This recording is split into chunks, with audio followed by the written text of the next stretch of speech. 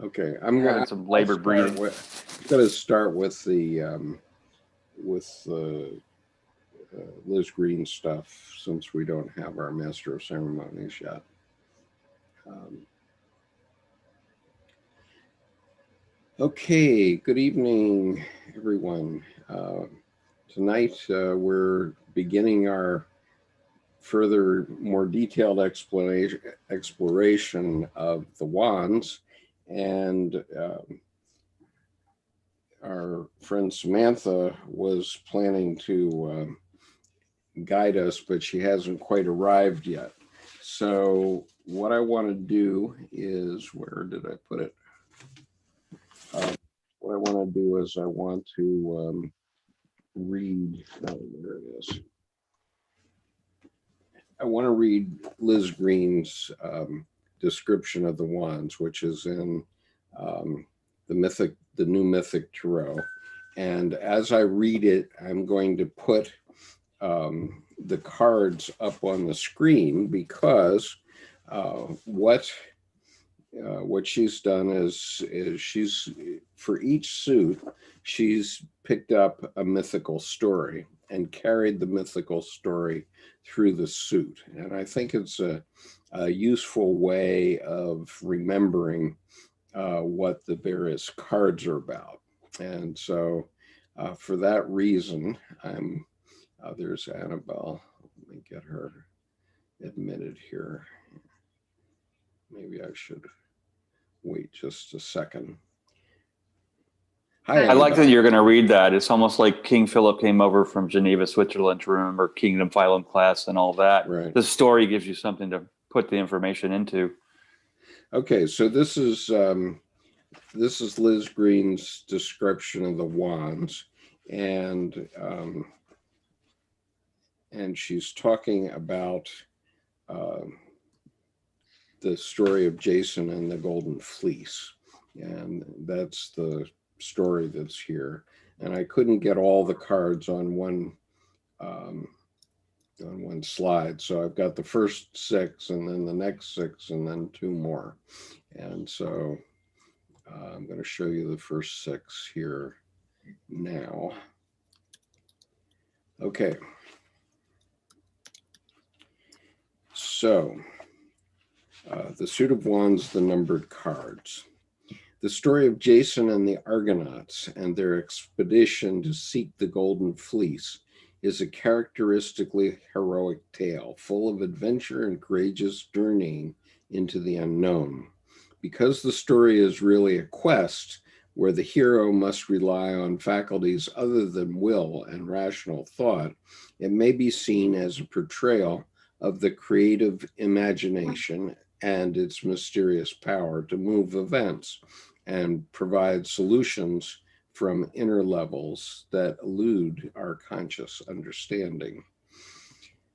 Thus, the story of Jason is a specialized adventure which circles around the central motif of the human imagination.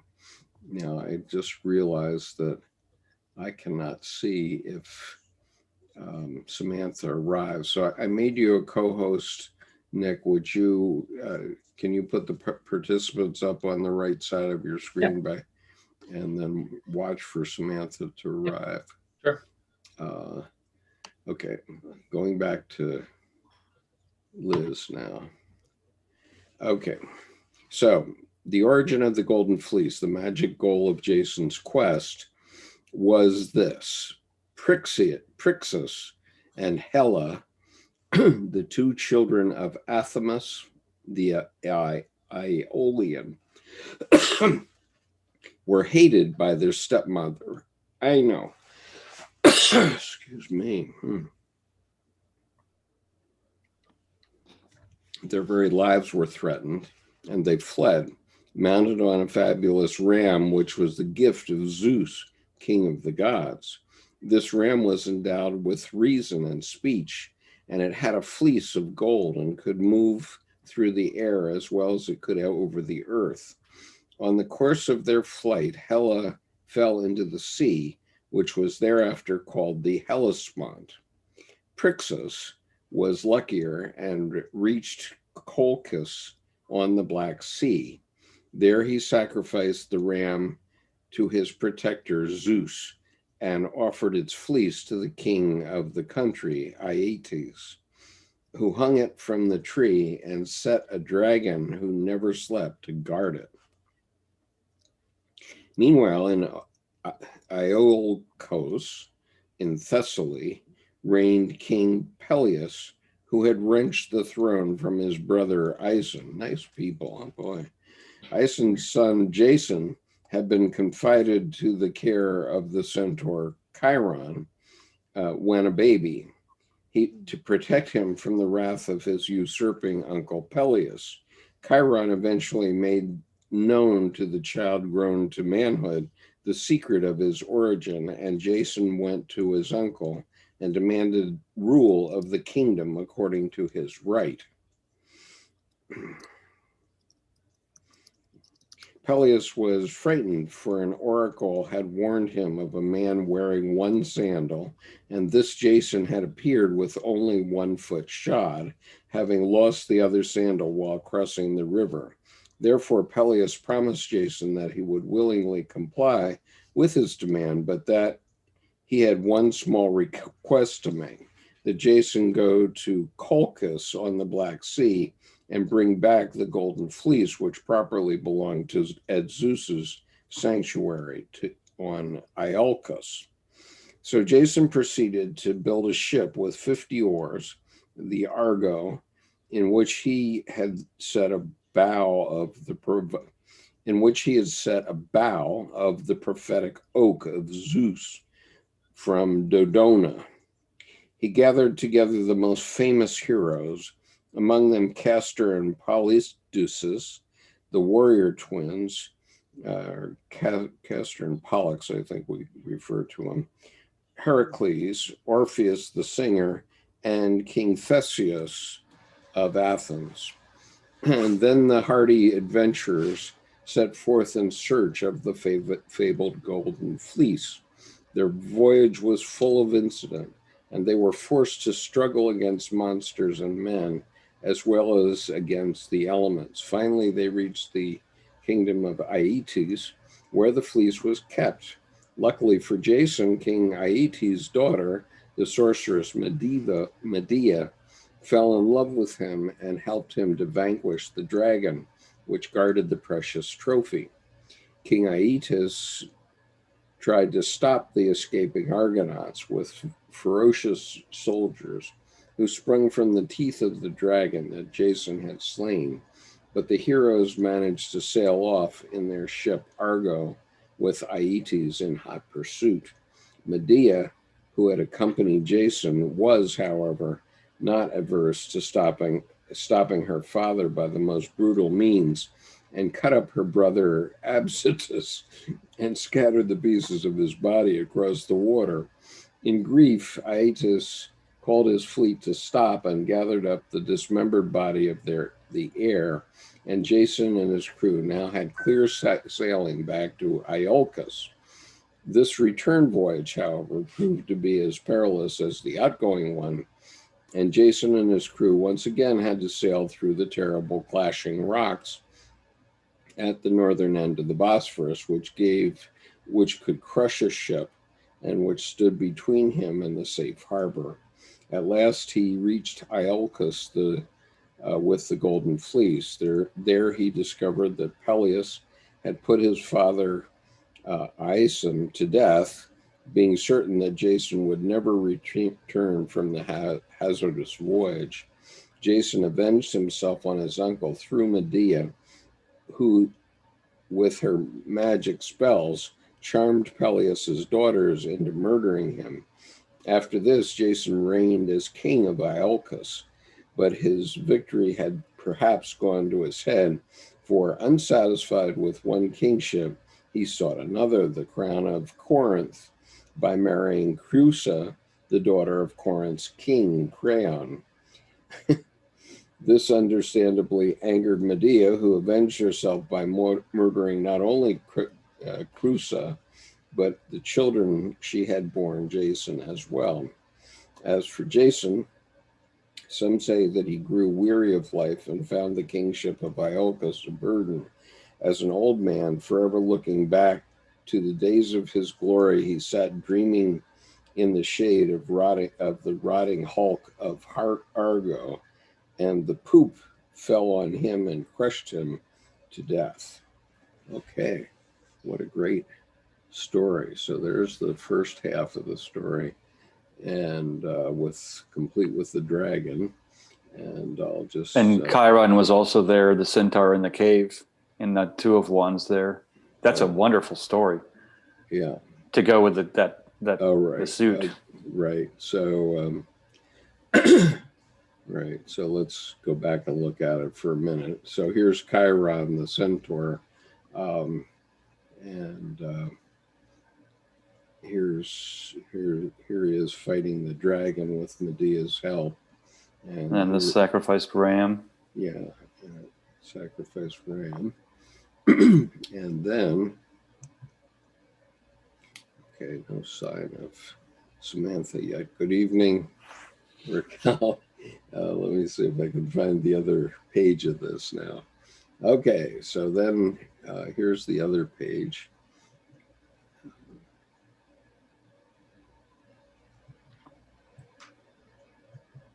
All right. Are you seeing that, the Seven of Wands? Yes. Okay, so there's the battle and the Argo heading back, and then going through the rocks at the top of the Bosphorus, and then all the intuition getting to be too much for Jason. I don't remember who these folks are. So there's the Page of Wands with the golden ram, and Pegasus is with the Knight of Wands, and then there's one other.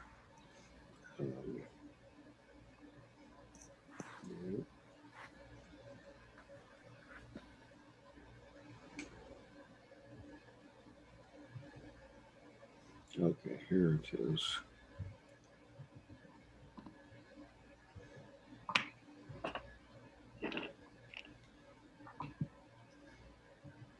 Okay, so here's the King and Queen of Wands, who, I'm sorry, there were so many people getting killed off in that story that I lost track of who was getting killed off. Yeah, all the names are kind of circling around. Yeah, so presumably this is Jason here, and he's not looking very happy, but he has fire. And there's Medea, who's also not very happy, I guess. That is not Jason. That is Theseus. Theseus? Yeah. Okay. And the queen is Penelope. Okay, so the Queen of Wands. All right, the card of the Queen of Wands portrays a beautiful, radiant woman with rich auburn hair, dressed in a saffron-colored robe and wearing a golden crown. She is seated on a golden throne that has arms carved with lions' heads, and at her feet, on a golden chain, lies a sleepy lioness. In the woman's hand is a flaming wand. Around her stretches a landscape of rich green and golden fields on the vivid blue sky.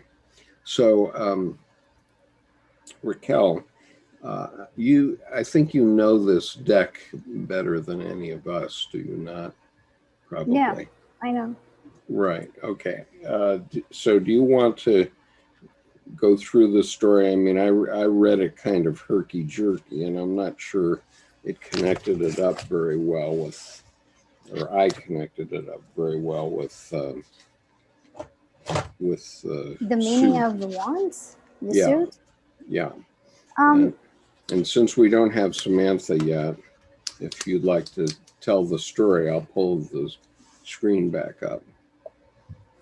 Well, it's actually a tale about the hero's journey.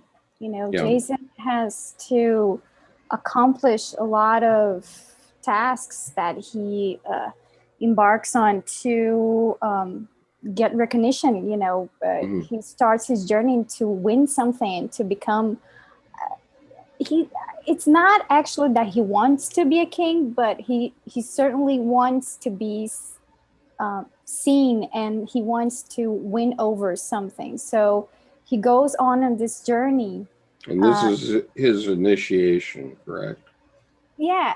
I mean, in the Two of Wands, when he goes to speak with Chiron, he's actually seeking guidance to what he has to do, because Chiron is actually the teacher of heroes in Greek mythology, and he wants to be a hero. So he seeks guidance, and throughout, I think that the Two of Wands in most of the decks is actually a period of time that you are acknowledging that you have to go on your own journey alone. And I think that is the principle of the suit of wands, because it represents fire.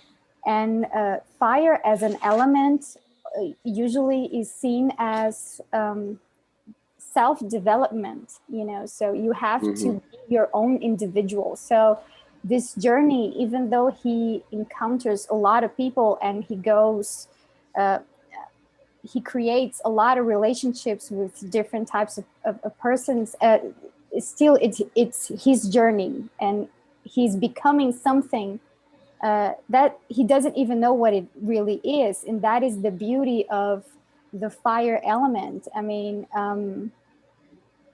there's an alchemical process that's actually related to this tale as well, that you have to, I think it's calcinaceus that it says. I don't know how to speak it in English, but it's the alchemical process that you put something in the fire so you can realize what that thing is actually made of, because fire... Calcinatio. Yeah. Calcinatio is the first, without getting too deep into it, I think calcinatio is the first stage of alchemy where it's like a stone that's calcinated.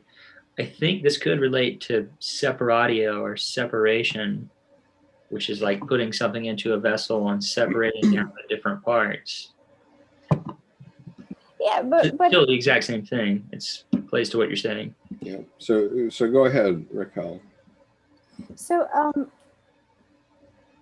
I think what I was trying to say was just that that tale is about Jason setting himself on fire, like not literally, but getting the passion.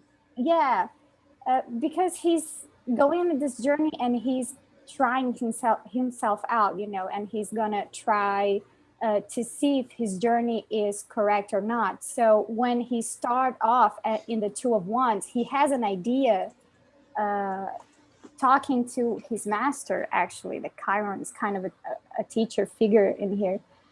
But once he gets in the journey, he gets recognition pretty soon. I mean, in the Three of Wands and the Four of Wands are two stages of recognition and victory. So he goes on this journey and he actually escalates pretty quickly in the steps of his journey. So the Five of Wands is the first real encounter with, I think, his shadow aspects, because this dragon is mythologically is a symbol of his own imagination, because he creates his own challenge, because he almost got everything that he wanted pretty quickly. So he creates this dragon and he creates a problem to test himself, to test the journey,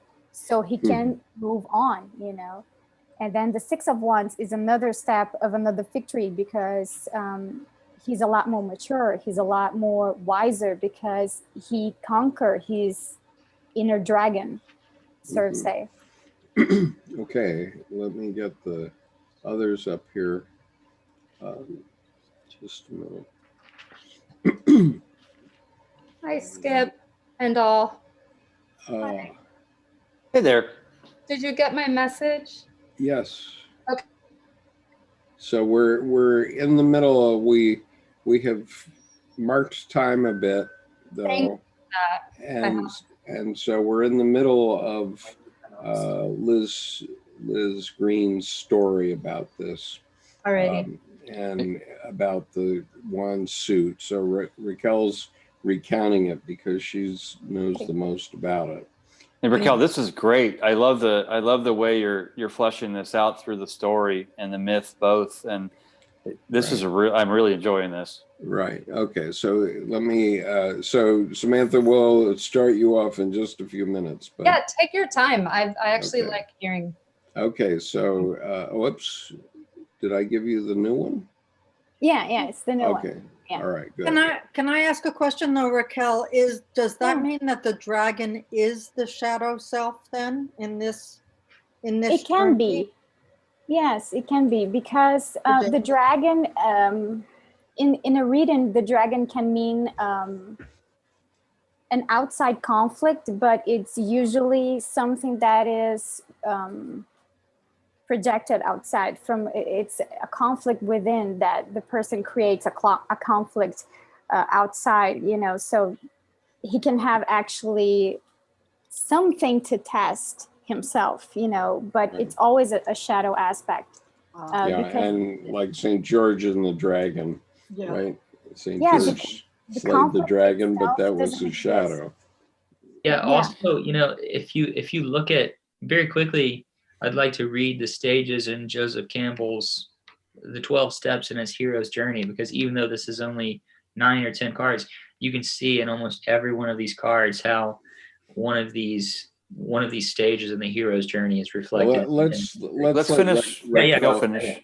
Let's let Raquel finish her story first, and then we can do that too, Nick. Go ahead, Raquel. In the Seven of Wands here, the conflict is different because now everything that he's winning inside this journey, he starts to get in conflict with other people because other people want what he's accomplished, So there's a lot of this card is an aspect of jealousy, because he accomplished so much that other people want what he accomplished. So the Eight of Wands is an aspect that the journey is still on, even though he will encounter a lot of conflicts. He still has a path to go. He's still, this is why it's a boat with a lot of fiery wands and in the water, because he's in the middle of the journey. He can't stop. But the Eight of Wands is actually a positive card instead of the Nine of Wands, because here the journey is about to end, and so the boat is not in a smooth ride that as it was in the Eight. So the Knight of Wands, it's kind of like Jason realizing that even though the road is not as smooth as it was, he still has to go on, because the problem of fire as an element is that the fire has to burn. So it has to create, it has to keep living its own creativity. So it becomes a burden in the Ten of Wands, because the problem of accomplishing things, and it's kind of like you have to look at all the suits, because if you look at the Pentacle suits, accomplishing things is very it's the goal, it's the ultimate goal, so you accomplish things to keep them, so you can be safe, so you can have a structure, so you can have a good life, but in the wand suit and the fire element, there is no enough. Mhm. So this is why in the Ten of Wands, he is burnt out because he has to keep creating. But his ambition set himself as the king. And to be a king, you have to have an established life. It has to go on. You have to rule. But he's not fit to rule. He's fit to be a hero. So he's fit to have an endless adventure. So this is why the Ten of Wands is the end, because it's when the fire has to recognize that you have to keep creating, you have to keep burning. So if you accomplish something, that's great, but you have to start over and all over again. You cannot start, a new journey as a king, Right. as it would like in the Pentacle suit, because it's more earthy element. It's more stable. You have to stay on the throne and do kingy things. Yeah, and Jason is not cut up to that. He doesn't like that. Okay, so do you have comments on these court cards? The court cards are actually the Page of Wands is the gold. I don't know what it's called in English. This Golden Child. no, it's Golden Fleece. Yes, the golden fleece. It's the actual animal and what it has, and what power it has in mythology. Because it's golden, then everybody wants it. So it's something that gives you power amongst men, and amongst society itself. So, but it's the Page of Wands. It's a weak aspect of the fire element. So it represents something that you might want because it's socially accepted. So it's not really the core of the element, the Knight of Wands, it's well, let me just read a paragraph that Liz has here on the Page of Wands and on these 4 court cards then as you go. But let me deal with the Page of Wands. Here in the card of the Page of Wands, we meet the element of fire in its most delicate and fragile beginnings. The first stirrings of creative inspiration, which usually manifest as a kind of restlessness and unease with existing conditions. This is embodied in the mythic figure of Theseus, whom we briefly met in the story of Jason and the Golden Fleece, which illustrates the numbered cards of the suit of wands. Theseus really begins this tale, although he is not one of the heroes who partake in it, nor is he the god who presides over it. It is he who takes the fleece out of danger and over land and sea to the distant kingdom of Colchis. So anyway, that's what she said about the page. And then the knight, she says, here in the card of the Knight of Wands, we may meet the volatile, changeable, effervescent dimension of the element of fire, which is always in motion and perpetually seeking new challenges. This is embodied in the mythic figure of the hero Bellerophon, who mastered the wild-winged horse Pegasus and killed the monstrous Chimera, and then was undone by his own arrogance as he tried to fly to Olympus, the abode of the gods. Okay, so that's those two. Raquel, I really like where you put not fit to rule versus fit for endless adventure. Not fit for rule, he's fit to be a hero. That's what a great distinction that makes there. Yeah. Yeah, I really enjoy that as well. And the thing that came to mind when you were saying that is that I guess in order to be a king, it requires kind of a degree of stagnation and fixity and kind of earthiness again. But I guess, the flame. Could we call it maturity, Nick? Sure. I mean, let's call it maturity, not stagnation. Well, no, actually, that's a good point, Skip, because with the maturity comes personal sovereignty. I mean, king or queen of self.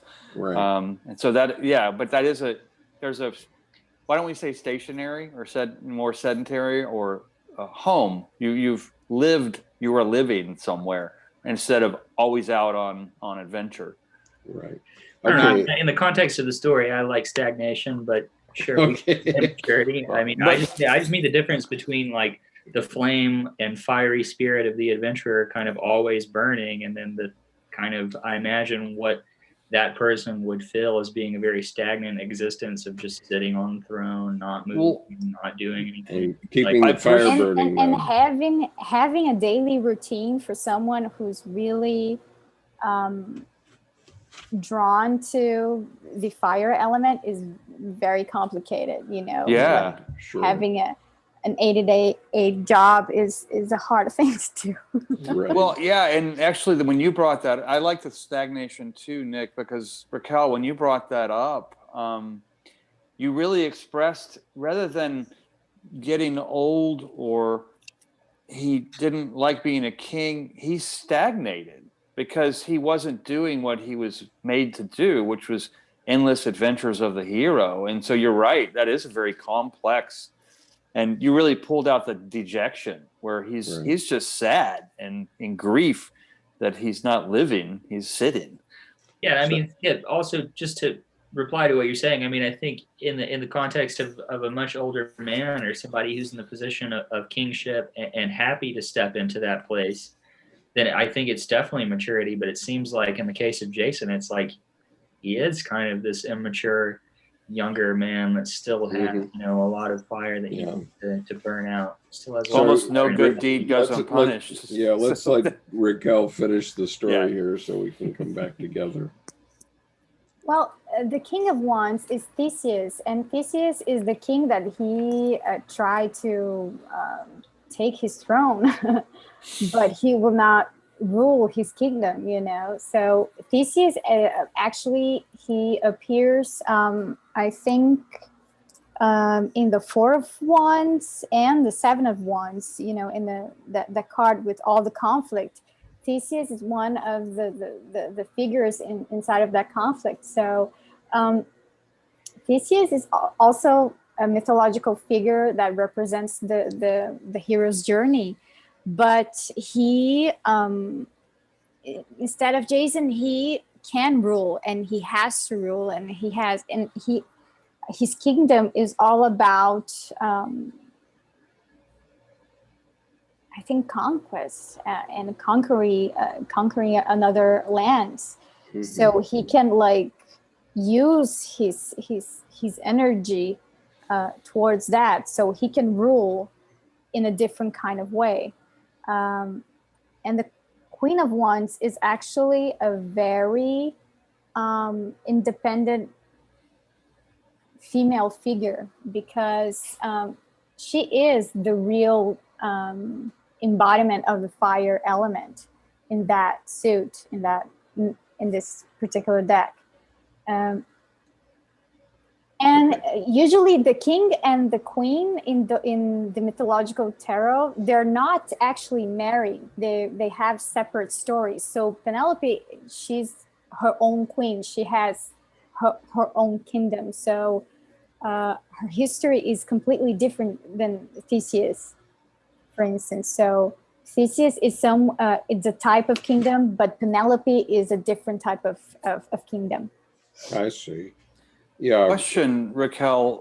The queen is holding the wand in her right male side hand, so that would be animus, you think? And then the king holding the wand in his left or female side hand would be his anima, so the spirit is the fire?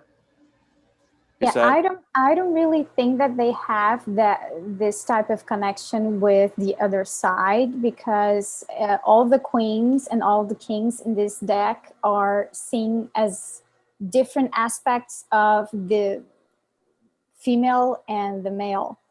So you have to see all the kings and then you have to see all the queens, because she is a very masculine type of energy because it's more active.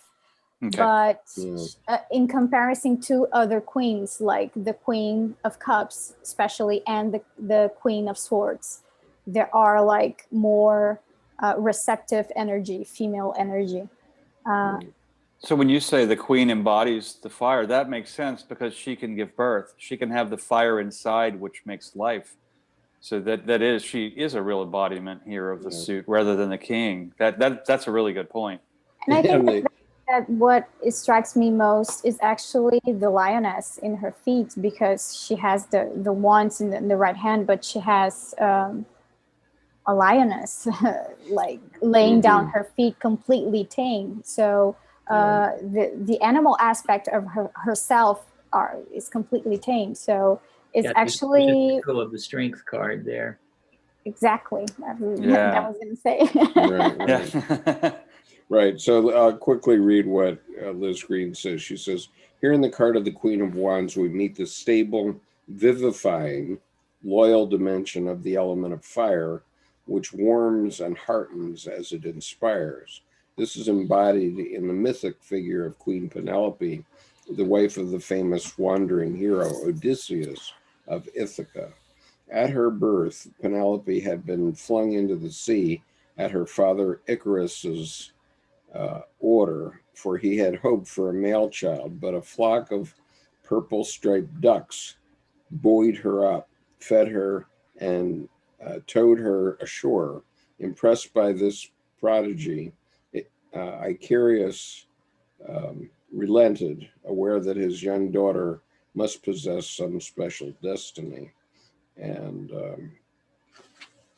which she obviously did. And then here's what she says about the king. Here in the card of King of Wands, we meet the active, dynamic, lordly dimension of the element of fire, which symbolizes the creative imagination. This is embodied in the mythic figure of King Theseus of Athens, whom we met briefly in the numbered cards of the Suit of Wands as one of the companions of Jason on his adventure to capture the Golden Fleece. King Theseus personifies all the exciting, outgoing, impulsive, bad-tempered, and tremendously infectious spirit of fiery energy. His mother, Aithra, was loved both by the god Poseidon and King Aegeus of Athens. Theseus was jointly fathered by them, but did not know of his origins until he was 16. He then set out on many dangerous adventures to claim his place as Aegeus's heir. He offered himself as one of the tribute youths and maidens to be sent to Crete to be fed to the terrible Minotaur, enchanted King Minos's daughter, Ariadne, into helping him destroy the monster and return to Athens in triumph, passing through not only violent combat with the monster, but also fire, earthquake, riot, and terrible seas.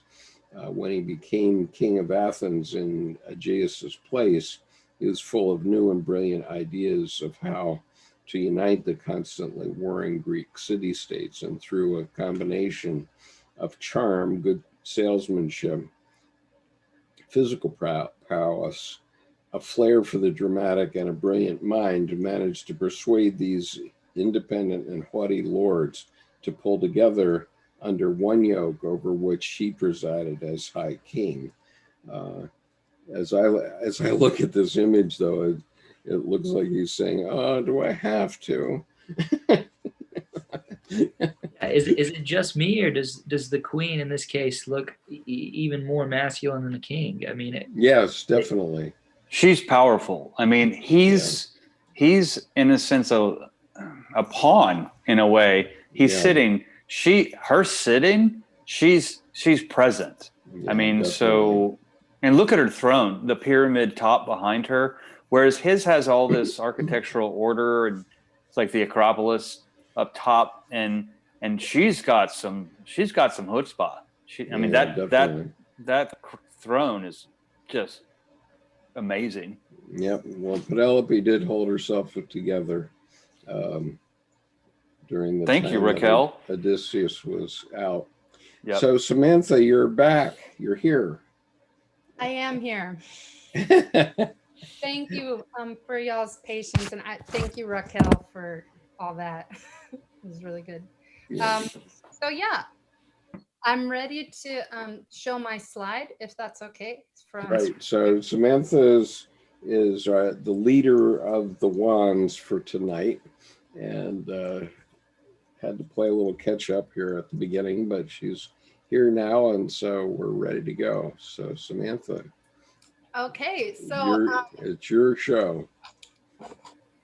let me put it on screen share. Okay. Can you guys see all this? Can you? Yes.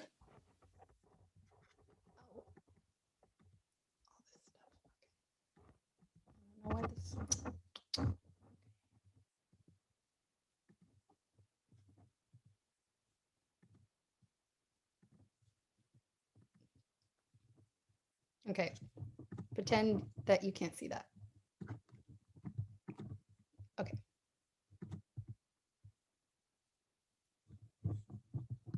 All right. Are you guys seeing yourselves on the side here or no?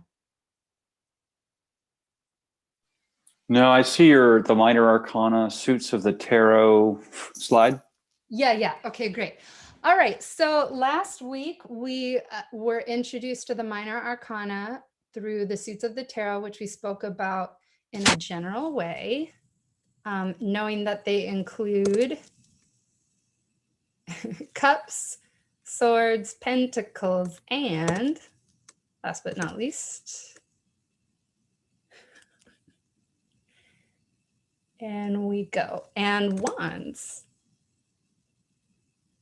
the star of the show. All right, so long transition. So before we do a deep dive into the wands, I do want to start with just an overview of the suits because it helps us to consider the piece that the wands play, by comparison. So we're just going to do a quick overview of that. So have you ever actually wondered why the tarot is divided into suits in the first place? So there are two answers to this. One is there's an historical, practical answer, and the other is there is the philosophical, psychological, mystical, spiritual answer. So the historical, slow transitions. The historical answer lies in one of the origin stories of tarot, which is that it evolved from playing cards. And this makes sense, given that playing cards have 4 suits and tarot cards have 4 suits. So the idea goes that tarot started out as a game, as a card game, and then at some point became associated with divination. And so the documentary Tarology, for instance, the guy takes a completely atheistic, non-spiritual point of view and thinks that it's all about a game, which is really interesting. And so the idea is that the hearts became cups, the spades became swords, diamonds became pentacles, and clubs became wands. There's also a numeric connection between playing cards and tarot. We see ace through 10 in playing cards, ace meaning 1, and the same thing in tarot. We have ace through 10. However, one second. Okay, another important connection is the court cards. So, however, there's a difference that is important. So playing cards have 3 court cards, Jack, Queen, and King, whereas tarot has 4, Page, Knight, Queen, King. Sometimes it's, I've also seen Princess, Prince, Queen, King, and I've also seen Princess, King, Knight, Queen. But it's the same idea. So this is an important distinction that we can get into for a second, in a second. And then, of course, there's no major arcana in playing cards, and except for the Joker, which is said to have become the Fool. Now, why is this an important question? Because we have a choice between how what we choose to believe about the tarot. And one second. Yeah, we have a choice. So we can look at it as completely meaningless or entirely meaningful. And the wands make an appearance in the Magician card and a couple of the other major arcana cards. And we're not going to be focusing on major arcana a whole lot. You can't see my cursor, can you? That's okay. But on the table, you see one of each, an item representing each suit, including the wands. So in order for us to individuate, to connect with Carl Jung and, what tarot can mean to us personally, we need to be able to access these different elements. And I chose wands because of my own, I guess, midlife, quarter life, kind of struggling to take action, right? And there's something that I would love to present on in more detail later, which is the creative process and how thinking can attract things to you. And, we have things like The Secret, where you get into a place where you are vibrating on the level of what you want, so to speak. And basically action is the last thing that's considered. So I'm glad that we're presenting wands first to talk about how whether or not you feel positively or think positively, if you take the action that is associated with the thing you desire, although it's uncomfortable, you can still achieve what you want. Okay, so tarot, the suits of tarot are divided into masculine and feminine energies, as well as associations with the elements. So that would be cups as feminine, represented by water, swords as masculine, represented by air. The lungs is the best little picture I had of that. Wands are masculine, which we're focusing on today, represented by fire, and pentacles, which are feminine. That's actually incorrect. That's a typo. Pentacles meaning the element of earth and matter and our physical, tangible reality. These also have a correlation to elements of our psyche. So cups representing our emotions, swords representing our thoughts and beliefs, wands representing action, which we're focusing on shortly, and pentacles representing matter and our tangible, our environment and the effect that has on our psyche as well. Okay, now why? Why is this important, and why, if I'm talking about wands, am I doing this overview? Because we have all of these elements inside of us, right? So we're dealing with the externals of fire, water, air, and earth just by virtue of living on this planet.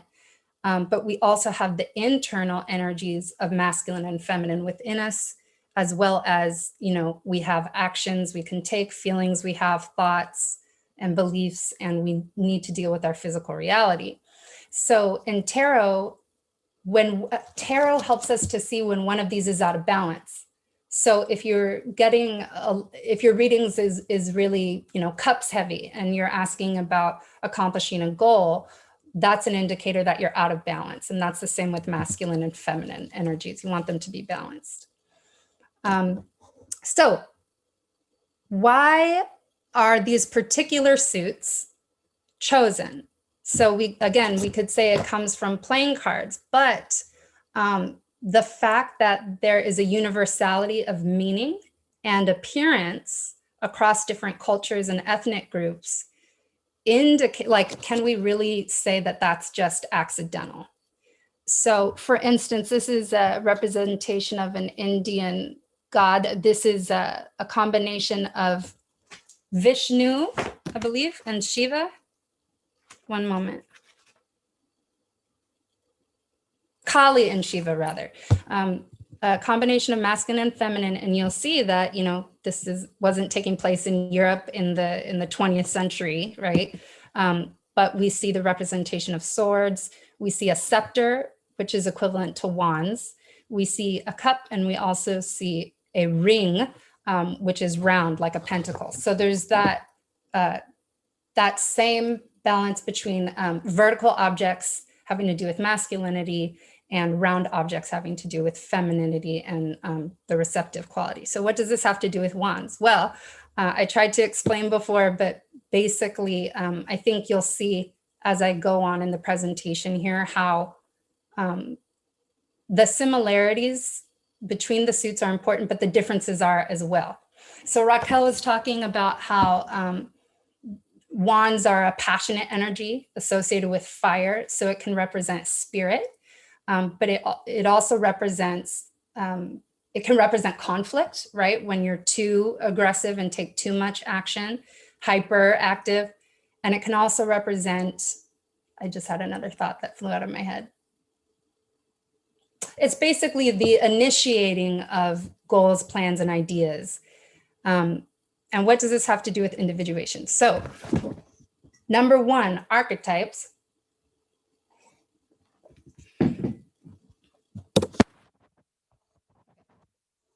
Back. Okay. So my understanding of Jung, you know, I came from a tarot perspective. Jung, I knew a little bit about Jung before I started this class, but I know a lot of people here started from the Jungian and then came to tarot, but I kind of went tarot into Jung. So in plain terms, my understanding of Jung's idea of individuation is that we're born into the world and we're shaped by our family, we're shaped by external influences, and then we have our own internal psychological mechanisms that affect how we're going to grow in the world. So for me, individuation means when you begin to consciously either take away what is not you, take away the prejudices of the society that you may have inherited, the beliefs of your parents, you know, take pruning what is not you and also adding what is you. So we decide to keep certain ideas and beliefs, like how some people reject a religion and then come back around to it. And some people completely rebel. So because wands has to do with action, it just to me seemed the most powerful of, in the end, it's about what you do. So let's talk more particularly about the wands.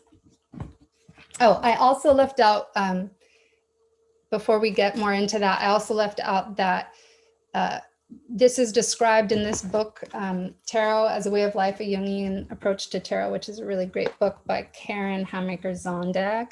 And I can provide a bibliography in the chat later, but is that everything that we think about wands and all the suits, but we're talking about wands now, is just the precipitation of generations of archetypes shared across cultures, shared across time, as well as including myths, stories, children's fairy tales, anything represented in art, you know, images, as well as the particular individuals designing the card and whatever unconscious influence they had from their society and their time, you know, and their family. So it's like the precipitate of all that. So you might want to consider that as we talk about wands. So wands represent action, passion, channeling that passion into action, and real world practical activity. There's pretty much 1,000 words you could use to describe wands. Those are just, I think, 4 or 5. And there's one other word, which is spirit. And I think that that is most represented in the Ace of Wands as being the seed of action. Before I talk more about the Ace of Wands, does anyone else want to just briefly lend and like shout out some words that you associate with wands beyond what I just shared today? As I eat my blueberries. Energetic imagination. Ooh, I like that. Growth. Growth. Thank you, Tammy. Thank you, Tammy. Yes, I want to comment on that. So growth. I forgot to mention that the wands in the Rider-Waite system all have growth. So they're living wands. They're not a dead object. And I think that's important too, and relates back to what Raquel was saying, is how when you get to the end of a process in the 10 of Wands, you still start over again. So that's a really important point, Tammy. Thank you. And Nicholas? Yeah, the one word that I would say is will. Yes. Mhm. Thank you. Yeah, right on. And skip. Yeah, I'm going to refer to the Library of Esoterica on Tarot, Volume 1. Just the very beginning, 3 lines. Wands are the suit of desire and yearning, dreams and manifestation. Aligned with the element of fire, they symbolize the flames of sexuality, willpower, and primal energy. This is the suit of the ego, of masculine determination and ambition without bounds. Um, and in a deck of playing cards, wands corresponds to the clubs. Yes. One thing that I want to ask Jordan about, though, is aren't is it your understanding that this is a chicken and egg question, but my understanding is that the playing cards evolved from tarot instead of tarot evolving from playing cards. My understanding historically is exactly that as well. And I think really what happened is Taroki, which was a game, even started to become too controversial. So people could basically, in a sense, the church says, ideas are cool, but they're illegal. So, so the tarot, the tarot was illegal in a way for the church. It was a threat. But if they made it into a gambling game, then they could hide it, and people would have knowledge that certain card combinations could become a major, could reflect the path to the archetype, but the silently never saying it. So I agree too.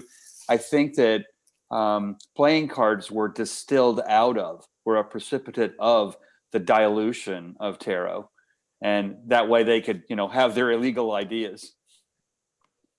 Yeah, not that this is that important, Samantha. Because it is. It's very important, and I'm glad that you mentioned that.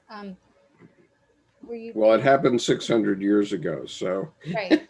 Well, actually, I'd like to read a short passage. Sure.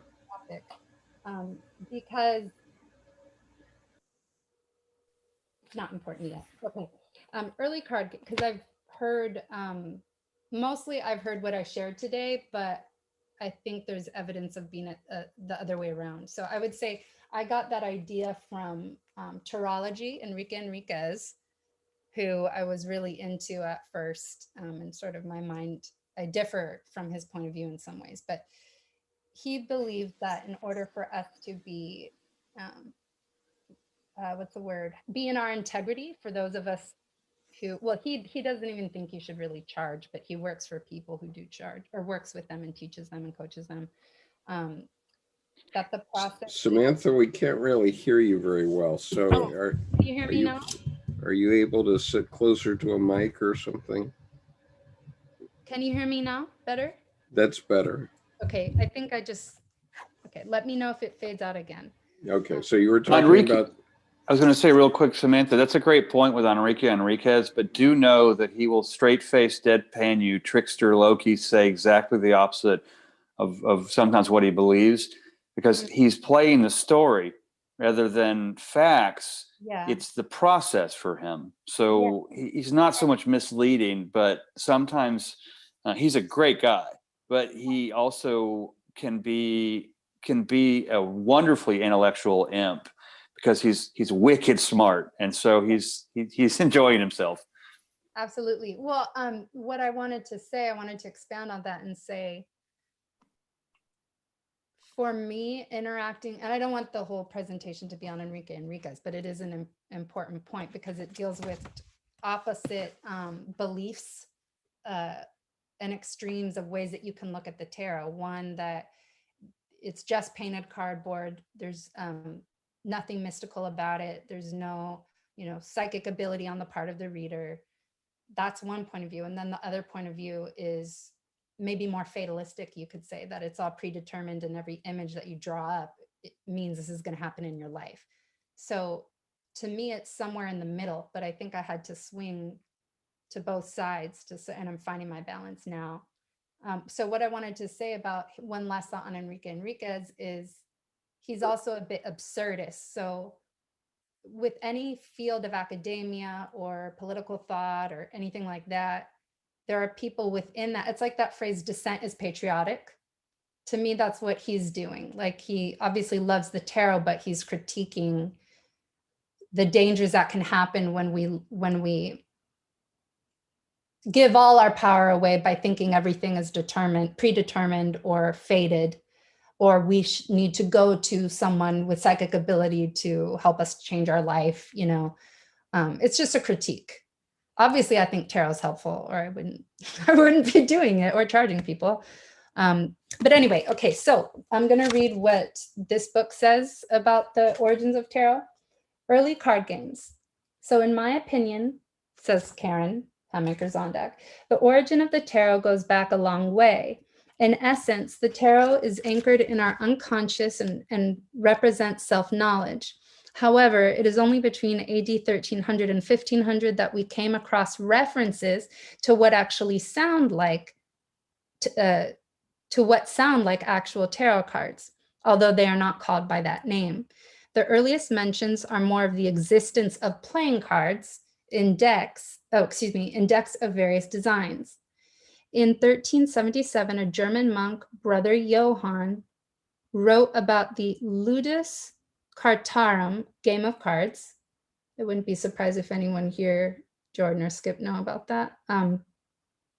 This contained only 52 cards, and there is no suggestion of the existence of the major arcana. However, the good brother pointed out how valuable these card games were for the promotion of morals and education. And that's with an exclamation point, because that's very different than most of the church at the time. In 1423, St. Bernard of Siena preached a fierce sermon against playing cards in the church of San Petronio in Bologna. The deck he named consisted of 56 cards. Incidentally, the church has often set its face against card games. Therefore, the views of Brother Johann are all the more remarkable. It looks as if the major and minor arcana developed separately and were merged at a particular point. Only after card games have proliferated and they begin to be named in sermons and decrees forbidding their use, and even in poems, does the word tarocchi, it says pronounced tarocchi, occur for the first time. The oldest list describing the cards of the major arcana dates from ca. 1500 and is found in a Latin manuscript titled Sermones de Ludo Cumalis. Although exhibiting some variations in card sequence and design, the description is already quite close to that of the cards we have today. So some conflicting information. But anyway, let's get back to wands. So last week, Nicholas was talking about having a through line from 1 to 10 of the suits. And I originally thought I wasn't going to do that. But I did try. I think Raquel's story, I want to hear more about that. Like, I've never heard Jason and the Argonauts being weaved in like that. So I just made up my own and I related it to the process of not necessarily being a hero. I guess we're all heroes in the Joseph Campbell sense, but basically this can apply to you if you're, just a regular old average Joe or Jane. And so the Ace of Wands. So and then I'm going to talk about numerology and a little more about visuals and archetypes. Okay. So the Ace of Wands, ace meaning one, we see a hand reaching out of the clouds, holding a wand that is a living wand. And we also see symbols that I did not focus on Kabbalah, but I believe there are references to that. Would you like to speak about that, Nick? I mean, the only thing that I would think is the fact that it's just a completely white hand. An ace, it's a 1, so it has to do with this top sphere on the tree, which, as you see, is also white. But that's the only thing I would add. Okay. Great. So yeah, if you see anything related to Kabbalah that you want to insert, you're welcome to. It's not my focus, but you're welcome to join in if you like. So I think of this as being the seed. So all the reading I've done on Ace of Wands and my understanding of numerology and one is that it's the beginning of something, but it's the beginning of something that it contains all the material to make. It's like an acorn that has all of the genetic material already in it to become the oak tree. So technically it is an oak tree, but it's in its most primary form. And this relates to people. Okay, so I tried to relate the wands to the human experience. So what does this have to do with action? Well, the hand coming from the sky represents a gift that is spiritual, coming from the heavens, right? Life is a gift. So this can mean spirit more generally, right? Like the thing that makes you want to launch the project. But I also think that it can mean, if we think of a child being born, as children, our movements are limited, right? So we're very, I think I've heard we're the most dependent mammals on planet Earth or something, you know, and we need the most care for a long period of time before we can take care of ourselves. So I think of the child being born is sort of like the fool at 0. And then what is one of your first actions? Since wands means movement, to me, that is when a baby learns how to crawl. They're starting to move, right? So this is sort of like that. That's how I think of the Ace of Wands. Now, but there is more than the one, right? So this is how without getting too technical about numerology, I wanted to put it in really basic terms. So that's how I'm going to explain it now, and we can come back to numerology at the end of the slides. So by making one choice, or excuse me, by learning the one movement, one becomes 2, as we see in the 2 of Wands. To me, what this represents is once you learn how to crawl, you have 2 options. One becomes 2. So then you can lie on your back or your tummy, or you can crawl, right? Now that this new element has been introduced, sort of like the tree of knowledge of good and evil, even. It's like, once you have, does that make sense? I feel like I'm not saying it very well, but once a new option is introduced to you, you can always revert back to your first option. And suddenly that thing that you thought was the norm isn't the norm. It's actually a choice you can make. Does that make sense? Yeah. Yes, absolutely. Yeah, you're making wonderful sense. Yay! Okay, individuation. Thank you. So I love you guys. Okay. Yeah, so I'm just trying to decide if I want to talk about the visual in more detail, because there's a point I wanted to make about separating numerology and suit from the visual, but I'll make my point. So I'll talk about it a bit. So in this case, you know, we see a grown person, an adult, they're not a child, but we see one of the wands is clasped, is anchored, bolted to the, you could say cement or parapet. I don't know exactly what that is, but it's secure in some way. So to me, that would represent the thing that you already know how to do once you arrive at 2. Maybe you already know a child knows how to roll over onto its belly or its back, or kind of roll around, or how to be still. And then the crawling is the new information. But once they start to crawl, that's sort of in the bag. It becomes automatic, subconscious or unconscious thing you do physically. And then you're ready to try something else. So that might be standing, or yeah, let's say that's standing. So you crawl, then you stand, and that is awkward for the child, right? It's a new movement that they're just beginning to get a grasp of.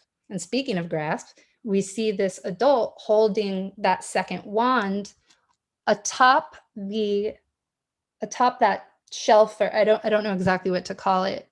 We also see like a coat of arms, but it's not bolted. This is how I'm interpreting it, right? You could say it's like in the concrete, but I don't think that's true. I think that that represents although we're grasping something, it's not yet stable, right? So, and then the other thing that we see is once you have mastered these first primary things in your development, these primary actions, you begin to be able to look out into the world. You literally have movement, you know, you can run away from your parent, you can hide, you can go under tables, and you can get into trouble. But what this is here is the person has the world in their hands, but it opens up their world and they're looking at what their options are out there. And that's what we do when we move as children and take action. Okay, so 2 becoming 3. Once you've mastered those first 2 things, there's a third option. And in numerology, my understanding, so 3 can mean family, but 3 is the first number of a group. So 2 is a pair, but 3 is a group. So this can be associated with community. For me, what this means in terms of our psychological development is once you can do certain things on your own, and I'm giving the physical example of moving, but it can be play, for instance, right? When children are little, they will play. There's something called parallel play. I don't know if you guys have heard of have you guys heard of parallel play? Okay, so when toddlers, and I believe it's like 2 and under, and it starts to change at 3 or 4. When they play, their first way of being social in play is actually not interactive. They parallel play, meaning I want to be in the same room as this other little child, or maybe this other adult, but I'm consumed with what I'm doing over here. I don't really want to share my block with you. Like, I'm cool to chill with you. Like, you can be over there at the Legos, but these are my blocks. That's the first way that children, that's the first way that children play. But then once they do that, and I think this has to do with mastery of their own activity, once they know how to put the blocks into the right shapes or whatever game it is, they're ready to interact. But they sort of have to master that on their own first. And to me, this is what the 3 of Wands means. It is the potential to be in community, to interact, and to have interpersonal relationships with people. And I think this is also signified in the symbolism in that there are ships on the water. So there's a big world out there. There's people who are being active. And then there's a decision, do I want to participate in that or not? 3 becoming 4. So 4 of Wands. Any questions so far? No? Okay, cool. All right, so the 4 of Wands has to do with one of the divinatory meanings I've heard is that it has to do with marriage. But who wants that? I guess some people do. It's fine. It's fine. I have therapy tomorrow. It's fine. So, but it can have to do with marriage because marriage is technically the first institution, right? Skip, would you agree? No? Sure. I mean, there's rituals like baptism or... No, marriage is certainly an early institution because before marriage was instituted, men were fighting over the women, and the women all wanted to only care for the alpha male of the chimpanzee group. Talking about primates. Huh? About primates. Yeah. And so marriage was developed to keep the peace in civilization. I have never heard anyone say that, and I appreciate that point of view. Which makes great sense with your parallel play, because you have those little children who have their little empires. Here are my blocks. You stay out.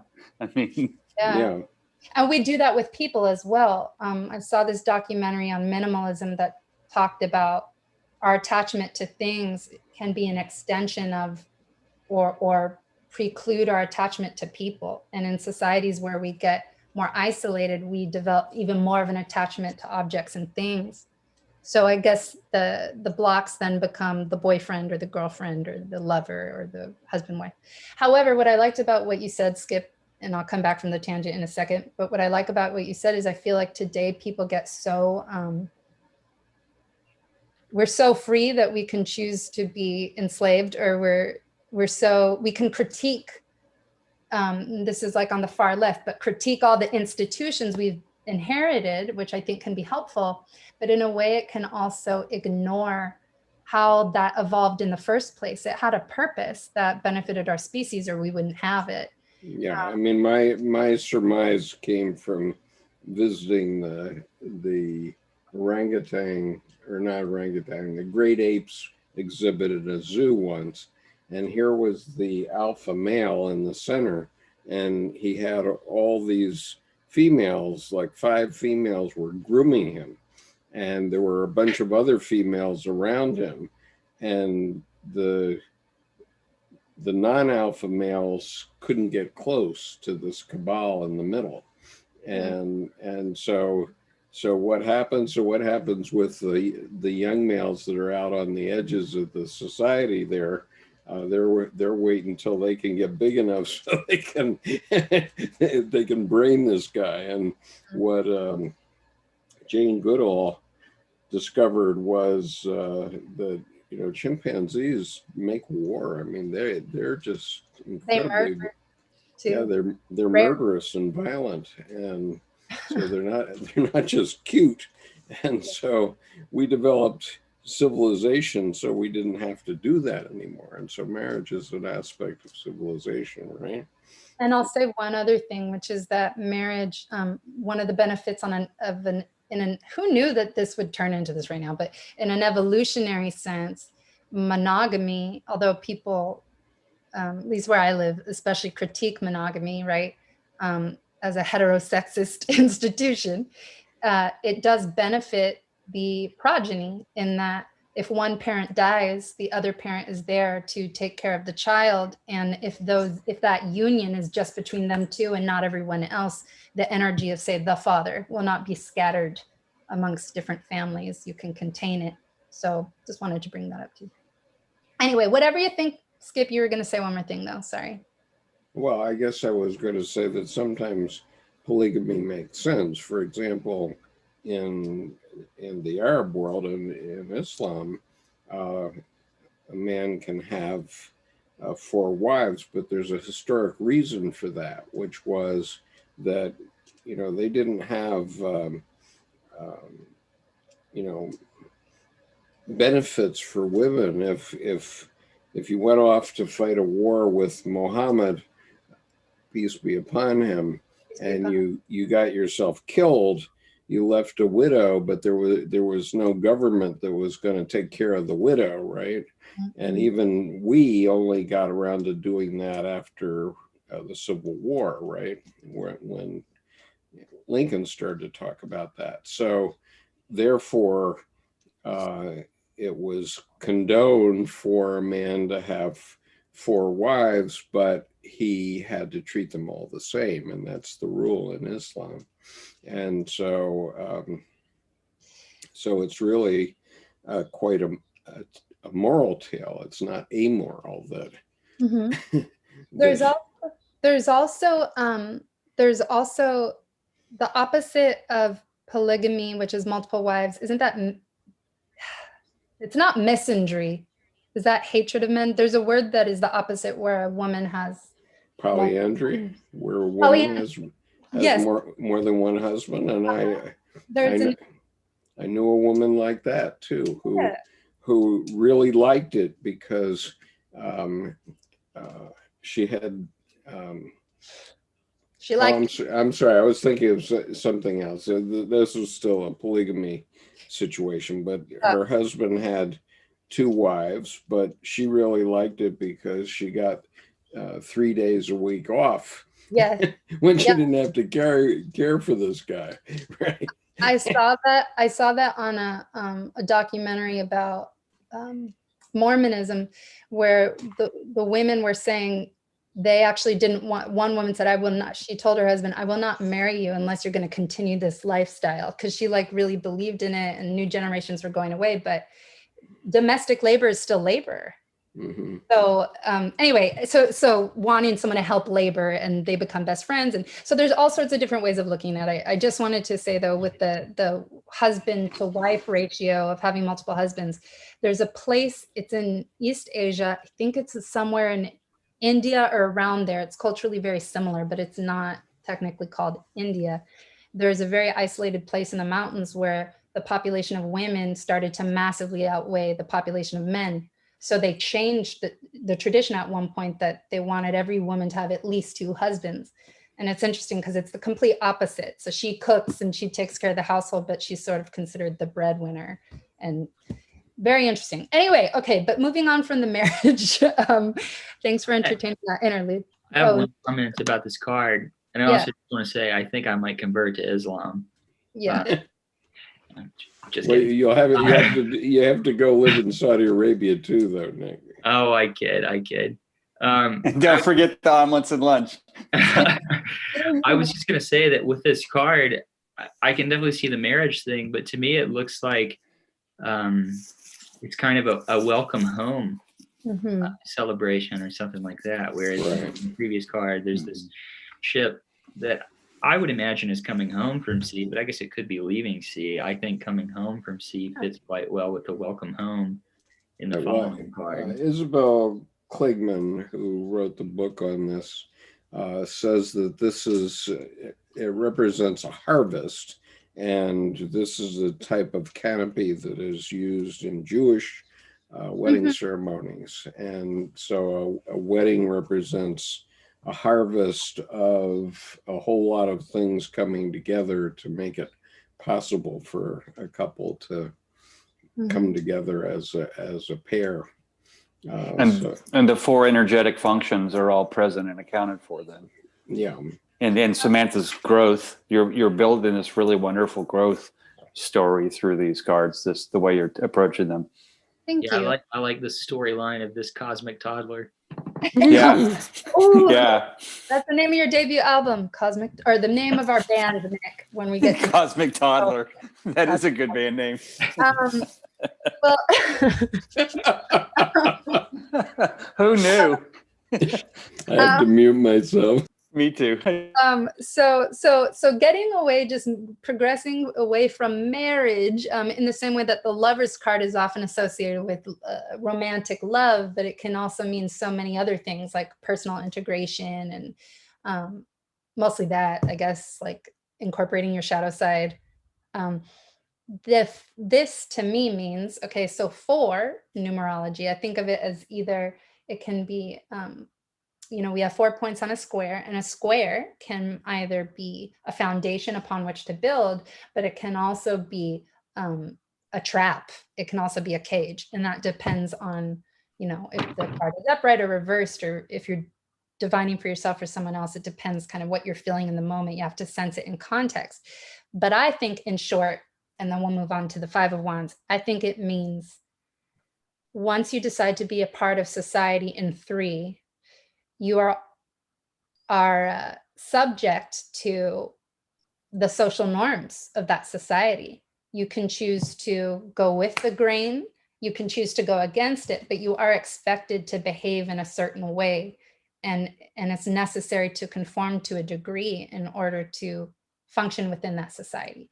So right. Well, within the context of Jungian psychology now, there's the axiom of Maria, which she was 3rd century alchemist, but it's thesis, antithesis. So there's a female and a male, thesis and antithesis. The synthesis is a child. Okay. And then the 4th thing, the 4 is something new, which is a family. Okay. Interesting. And so the the thesis, antithesis, synthesis business all goes away, because now you have a one again, which is a family with one child, right? And then there's an antithesis, which is you have the second child, and then you have fratricide, right? Thesis, antithesis, and then the third thing is a two-child family, okay, which is getting along. That's the synthesis. And then you start again with a two-child family, and that's the thesis. Yeah, and so on. I recommend that if you guys are interested in the numerology, this book has really, really helped me to explain how it explains in a way that I can't quite explain to you guys now. I would love to do a presentation on it later in more detail, but she makes it sound really intuitive, because you're talking about how numbers become other numbers and they reduce back to other numbers, and it's in a way that flows. And the argument that is made in here, Jung even says that numbers are actually perhaps the most primary archetypes. We have a relationship with numbers just like with images, you know. So anyway, I feel like there's nothing else to say other than you can interpret whether you're going through from our point of view towards the people in the background, or if you're coming out of it. I've also heard people saying it's a coming out. So I guess it depends on your point of view. Anything to add for the Four of Wands before I move on? Okay. I do want to add something. I'm still working on drawing it though, but I just think it's really interesting. It's kind of a visual representation of what you're saying, where it's like 3 is the first self-containing structure, and then 4 is kind of just a square, a trap. But then with these, you start to actually get a 5-pointed star, a 6-pointed star, a 7-pointed star, and so on. Dimension. Yeah, it's really interesting to see the evolution of this, and I mean that works for all of the suits. But and Skip mentioned it, and then you mentioned it. The 1 becomes 2, the 2 becomes 3. That every number is an n plus 1. So if your n equals 3, then it equals 4. But the 3 is a number, but then the 4th is the grouping of the 3. So then when they're 4, then the grouping is the 5th. I mean, so everything has a higher octave, and you've kind of alluded to that as you've been building through this sequence. And Jung actually said, I wish I had the actual quote. It's in one of my 2 books that refer to Jung, but that he noticed in his travels that when he would see, I think it was 2 to 3 or 3 to 4, but he would see 2 people gathered. I think it was 3 to 4. He would see 3 people, and without fail, if he observed them for just a little while, another person joined them. Like he was saying, but pretty soon, immediately after 2 went to 3, the 4 would come along, almost as if it was the 3 attracts the 4th person. Like, oh, here's a group of people talking. And in social circumstances, I think that's true as well. Like I feel safe to go up to these people because they're already starting to group. Okay. Well, that makes a great personal gravity statement. So moving on to 5. So 5, and this is across suits as well. 5 is when things start to get a little complicated and there's some type of conflict. 5 is almost a little too many. Like we could deal with 4, but I think that also has to do with the fact that 5 is, I've heard different things, but 5 is one of the numbers that is like the max of what the brain can hold or keep track of. And then once it goes to 6 and 7, for instance, in memorizing numbers or seeing patterns, it becomes more difficult for our brains to grasp. So it probably has something to do with that. But in this case, the 5 of Wands, 1 second, guys. Someone's computer made a noise. I hope it wasn't mine. Okay, I'm just making sure I'm charged. Okay, so in the 5, we see 5 youths who are play fighting, is what I would call it. And it depends on the context with other cards, but it's not as if they're the 5 of Swords. The wands are an object that it can be weaponized, but they're blunt on the end.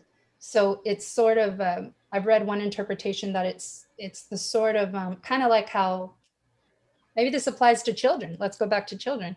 Children can wrestle and play around like that. Other animals do this. Dogs do it a lot, where there's play aggression, and in a way, it's part of our individuation, because through things like ritualized fighting that is not actual fighting that can cause physical harm, the parties build their skills, their physical prowess. So you're actually working on a skill in a way that is safe. And to me, this has to do with, like, let's say those kids are, then the kids in 4, they went to preschool, right? Or kindergarten. So now they're in society, and conflict will naturally arise just because we're human beings. You know, you'll develop alliances, but there's going to be people who don't like you, or you don't like them, or Raquel referred to power differentials and power plays. Those are happening all the time. Yeah. So to me, that means that's what this card represents. It's the beginning of conflict, but it's like, it's a necessary kind of hashing it out in order to individuate and grow. I call it too many ideas. Okay, I just, when I stepped out for a moment here, I was hearing about what the Republicans did to the Affordable Care Act, which was that they got something like 185 amendments into the act, and then none of them voted for it. Nobody voted for it. None of them voted for it.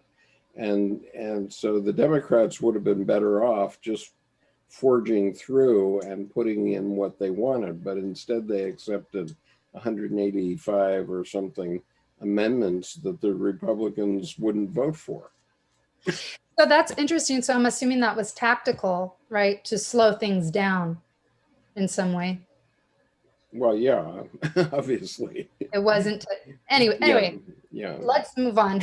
Yeah, let's stay with the tarot. Yeah, I apologize. No, that's okay that you said that. I'm reining myself in, because like I just felt a whole bunch of feelings. So that's okay. So moving on, right? And you also, I think it's a part of, like, we do need to risk conflict if we want to be active. If you're totally passive, you can avoid conflict, but you risk not risk, you are insured to not have the reward. So like last week, someone said something kind of mean about my comment on YouTube.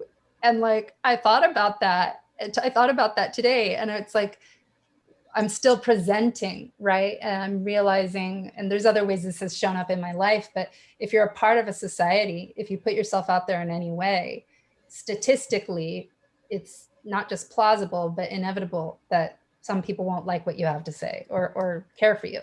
And the opposite. Well, if I may insert something to help you there. I'll just finish by saying the opposite is true as well. Go ahead, Jordan. Yeah, because frankly, if you've made an enemy, all that means is you've stood up for something. Haters. I believe it's what the rappers call haters. Like, once you have a hater, that means you're going places. Yeah, right. That's right. Yeah, exactly. I'm going places. Okay, cool. The 6 of Wands. Well, we have to be careful to keep our ego right size, but it's kind of true. I've heard someone say that when someone dislikes you, they like you, but in a negative way. So, well, anyway. There's the old nursery rhyme, nobody loves me, everybody hates me. I'm going to go eat worms. I mean, and there's that thing. So yeah. Anyway, so the 6, but here's the other thing that can happen when you engage in a group and you hash it out. The 6 of Wands can happen. So in the 6 of Wands, we see laurels, both on the crown of the individual who is atop the white horse, as well as on the wand that they carry. So divination in this process, so I guess this would be a positive result, a positive conclusion of 5 is represented in the 6 of Wands. And so it has to do with public victory, right? They're going past the people this is publicly acknowledged, they are the victor. And I've heard also that this card can mean, but they're still in motion. So that's an important part. If you're divining for yourself or meditating with the cards or for someone else, that it's not like they just won. It's not Nine of Cups where they're kind of taking a moment and sitting back and enjoying what they have. They might be enjoying it, but they are on a moving horse, meaning there's still more work to be done. Can I make a comment? Yeah, go ahead. There are just two things numerologically that I want to comment on. With the 5, like I was showing these stars and stuff, with the 5, you get a 5-pointed star. And it makes me think of the Vitruvian Man, which is pretty much a 5-pointed star, 4 limbs controlled by a head. And then also when you get to the 6 of Wands, there are so many different shapes that you can pull out of kind of a 6-pointed star. Mm-hmm. So, I mean, you can get the Star of David here, or you can also get the cornerstone, or this cross, or then this 3-dimensional cube. And I've always thought of this being as like 5 is like the uniquely human realm. Yes. The world of human affairs. And then 6 is really kind of, it zooms out to be like worldly affairs, because 6 in the Platonic and Pythagorean sense was the number of the world, and the number of like the heavenly Jerusalem and all of this stuff, because you've got the 4 directions and then combined with the above and the below. Thank you for saying that. Yeah, I have heard that 6, I still don't quite understand this part, but what you said shed light on it, that 6 has to do with social norms. I don't know exactly how to put it, but it wasn't in a conforming way, but it was more like I've seen 6 associated with mental health in a card, meaning like it's like the norms that are healthy, like normal healthy body. Yeah. That's a little big. 6 is the Star of David, or just the 6-pointed star. It represents this unification of an upward pointing triangle and a downward pointing triangle. So it's this union of these two things, whether it be heaven and earth or fire and water or whatever. The one other comment that I want to make is that the 6 of Wands kind of looks like the Sun card all grown up. Interesting. And the Sun card in the Rider-Waite, it's like a small child riding on a white horse, very similar scene. I think maybe even the same laurel wreath. And now just the full-grown version of that. Yeah, and there's flags. Well, that's a really good point too, because the leg is in the same posture, except now there's a stirrup for it to be in. He's just turned. And because the major arcana, is like higher up or ratcheted up, I actually think that's interesting anachronism of you're progressing, but even in your progression, you're coming back to something that was essential and childlike, like the true you, right? So I think that's interesting. So let's move on to 7 of Wands. 7 of Wands is, to me, an outcome of 5 where it didn't go so well. So not only did you not get the reads, this reminds me of high school, but you also created some enemies where you put yourself in a position to be defensive. So that's all I have to say about that. But it's interesting that there's no people in there, but yet there's the wands. And so maybe that just fully emphasizes, it feels like you against the world, or maybe them against this character in the card against us who are looking at the card. Is it, so it's defensive. I think it's you against the world is very apt, because like I said, in the case of the 6, it has to do with the world. And even though this is the 7, it's 6 wands pointing up at the person. So it's like you as the 1 against the 6. King of the mountain. And and I also think of it as being the actions that the actions of your past are complete. However, you deal with the results no matter what, karma, like good, bad, or neutral. So it can also mean, I don't know if that person deserves that or not. Like maybe they don't, right? But their own actions are connected to it coming back to them. If they alienated themselves with the group in 5, or if in 6 they gloated too much and they weren't humble, these are the things that can come back. Okay, so into 8.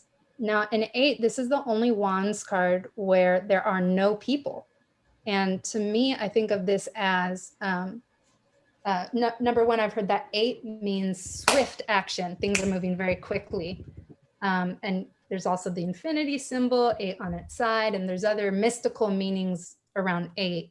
The 8 immortals, I think that's Chinese mythology, right? The association of 8 and quick movement does have to do with the Kabbalah, because the 8th sphere on the tree of life is the sphere of Mercury, and Mercury is always associated with quick movement, things kind of maybe like an aha moment or something, just kind of bursting into your field of awareness or something like that. Mm-hmm. And change, right? Like mercurial, I believe, means kind of someone who's like brooding and changing. You don't know where they're coming from, type of thing. Am I saying that word right? Yes, definitely. And the Mercury is the fastest moving planet, and Gemini in communication. So there's swift voice. And when thermometers break, I remember that's happened a couple of times in middle school where I don't think they even use mercury anymore in thermometers. They probably outlawed it or whatever, but we used to use that in the glass thermometers that you put under your tongue to see if you have a fever. There's a little bit of mercury in there that would rise with the heat or sink back if you didn't have a fever and were low body temperature. And when those broke, we had to clear out of the classroom, because if someone was to touch that, I believe you can die like from a little bit of mercury or something. It can absorb into your skin. You can get mercury poison. This is what they told us. Maybe they were trying to scare us a little bit, but I remember it being a big deal. So very powerful for just a little bit of it, you know.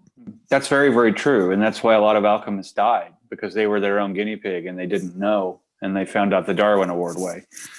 Yeah, there's some funny stories about Isaac Newton. There's actually a great documentary about him it's probably on YouTube, I think, but apparently behind closed doors, he was pretty deep into alchemy, and I think took it a little more literally than most people would, and was drinking a lot of the potions. And there was apparently a period in his life where he kind of lost his mind, and all of his friends thought he got mercury poisoning really bad. Thank you. Interesting. So another association I have with this is that it's that karma thing once again.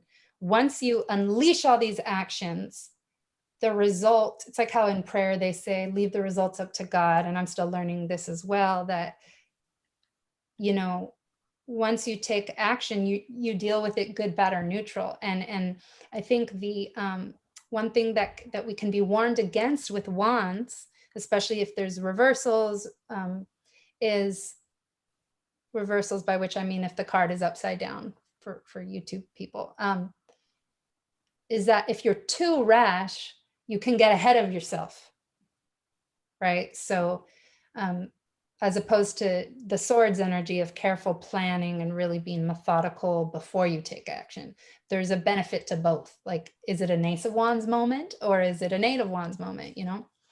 I'd like to move on from this. Oh, I don't see Annabelle, but I want to ask her a question when she comes back because I haven't heard from her. Okay, Nine of Wands. We're almost done with through the non-court cards. So Nine of Wands to me means kind of like if Eight of Wands went wrong again, kind of like if you behaved too rashly, right? Like if I had a conflict with the group and I just swore and stormed off or something in the moment, which I wouldn't, but you know, it's the times where you take an action where you did not anticipate the result, or if you just didn't care, I'm gonna tell my boss off or whatever, or it's like the consequences, you know, and certain actions that we take have negative consequences. They can hurt us. So to me, that's what nine means. And that's the bandage on the head, that they have been somehow harmed or hit by one of those wands.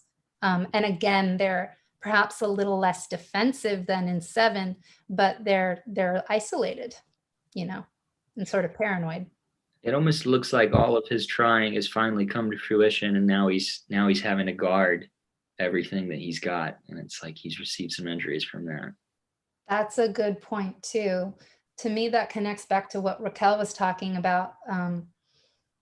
I don't know if you said it on number 9, Raquel, but I think you said it around 10, where, you know, once let's say you build an enterprise, you start a business, you get that relationship, whatever it is, it's like more money, more problems in a sense. Like you know, you might have achieved more, but you might have a little more to worry about now, right? Because people are coming out of the woodwork. I'm your second cousin. Lend me $1 million.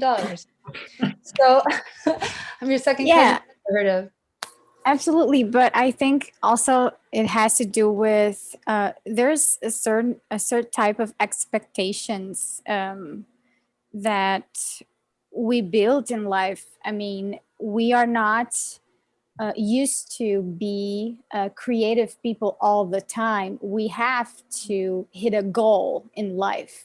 Like society tells us that for us to live an established life, you have to have property, you have to, you know, be married, have kids, you know, like, but you also, I'm thinking a lot about Elon Musk, even though I do not like the dude, but it's like society tells us that, you know, you're a billionaire now. You can, now you can retire, you can stop creating stuff, you can stop working. I mean, sell the business, whatever, you know, he can do whatever he wants, but he's still working, he's still building, he's still creating. He's like a certain type of one's suits character, you know, he won't stop, you know, because he doesn't fit actually in the mold that society gave him. Mm-hmm. Yeah, and it could also be working for the love of it. Like once you make that much money, you must be really absorbed, perhaps even obsessive with it. Yeah.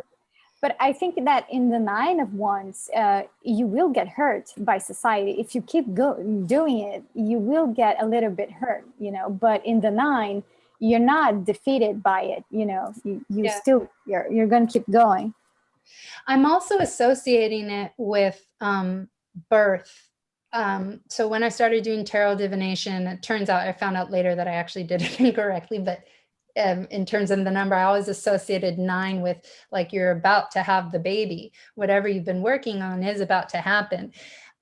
So in that sense, I guess, like, let's say, like I haven't had kids yet, but from what I understand, what I've heard of mothers when they, the like chemical changes your body goes through, is there can be a lot of joy. Like my mom said she used to cry at commercials, like holiday commercials, because it was so touching. She was so happy when she's pregnant. And she was just she wasn't a depressive pregnant woman. She was just very happy all the time.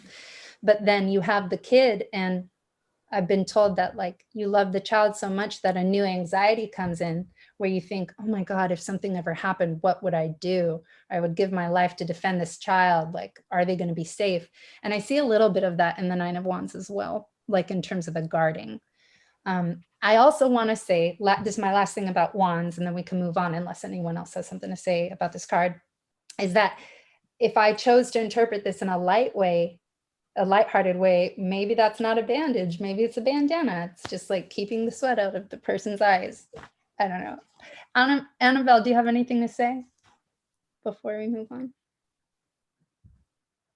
I ask you just as you put food in your mouth. If you don't, that's okay. Yeah. Right, and I got up just to get dessert, and so your timing was just absolutely amazing. Wands. I just keep always thinking of the fairy godmother on the magic wand, and that the wand is representing the magic of creativity, and how for a creative person, what gets created is kind of, you can't really plan it completely because it's sort of a divine gift. So that's where like the fairy godmother represents the that source. And so each of these characters, to me, wherever there's a human, so to speak, in the wands, I'm wondering whether these humans are actually divine, whether these humans, what look like humans, are actually divine presences, or, you know, not exactly magicians the way that the tarot is, but that's what I wonder about with this suit. Yeah. Thank you. Free tarot reading for anyone who can look up images of people with wands. Like that's one of the things I intended to do, and I didn't collect all of them. But if you can look up images from wands from sci-fi movies or fairy tales, like finding your favorite wand character, Harry Potter and Cinderella, that type of thing, then I would love to like put those up at the end before we wrap. But there are a okay. few comments I'd like to make before we move away from this card. Just Sure. piggybacking on what Annabelle said and also what Raquel said. First, what Raquel said about Elon Musk, to the way that I think about it, fits almost exactly the story of Jason and the Argonauts and what we were saying, to where it's like he's just got this fiery passion to just keep creating. Like he could retire, never lift a finger for the rest of his life, but it almost seems like his devotion lies elsewhere. It doesn't seem like it's about the money for him. It's, about going to Mars or some crazy thing like that, some space adventure. But now he can completely self-fund anything he wants to create. There's no the reward is his risk now. Yeah. Made not to be a king, but to be a true adventurer. Yeah. And I also just want to say about you mentioned something about the gift of creativity. And I think in this card, if I could associate just like one saying with the 9 and the 10, it would be careful what you wish for, because all things, good or bad, come at a price. And also that creativity is equally a blessing and a curse for truly creative people. I mean, it can be a blessing in moments when it works out, but I think for a lot of people it can spell ruin. Yeah. And the mental. I second that. Be nerdy. Go ahead, Skip.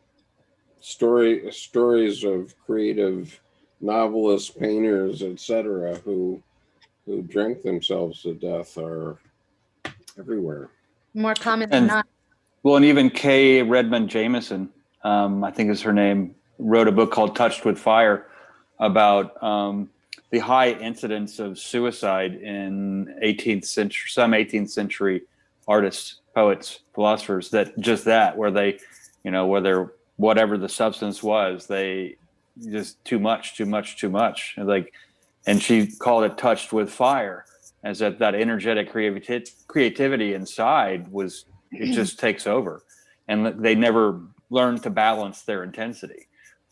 Yeah. And one thing that I've learned since like graduating college and then going through really self-destructive periods is that, and it's something to still work on, right? Like I'm probably the most mentally stable I've been in a long time, but and everyone has this, everyone has their own shadow of habits that we built to defend ourselves and feel safe in the world, as a child, and everything that are counterproductive as you age. So bringing it back to Jung and individuation is that what I've had to learn, and I'm still learning, is how to be mentally healthy, how to not romanticize the dark side, because there's that stereotype of artists that were mentally ill and just, sleep around, do drugs and all these things. And sometimes society celebrates that, like deifying Kurt Cobain, who ended his life in suicide. So it's like how to be in the world, but not of the world, I would say. Because anyway, it's hard to like represent a character who's messed up if you can't go home and be healthy. Yeah, that's a great point about the Kurt Cobains and the Hendrix and Joplins of the world and stuff.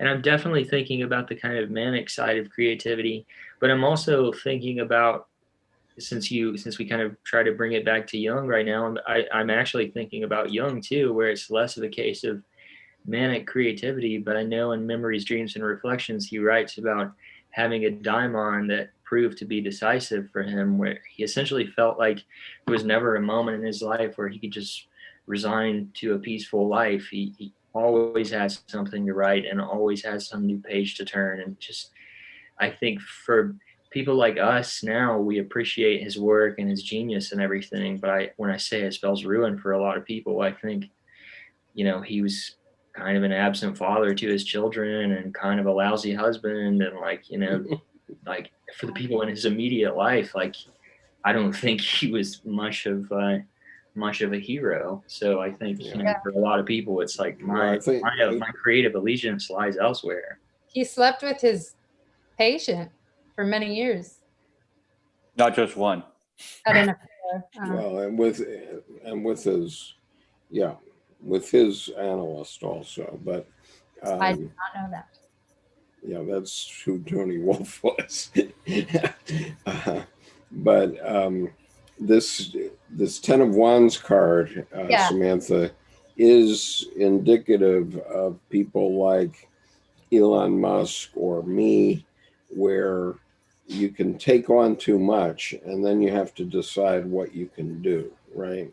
Because you know, I've gone through a period of sort of fallow in my career, and I build up all this YouTube channel business, and then all of a sudden it starts to get burdensome. It's too much to carry almost, and then all of a sudden, out of the ashes, my business career comes back to life, and I go, "Oh my God, what am I going to do about this?" And so I can see Elon Musk getting kind of burned out, and I think what Jung had to do was he had to go do the creative stuff to get away from the responsibility of everything that he had started.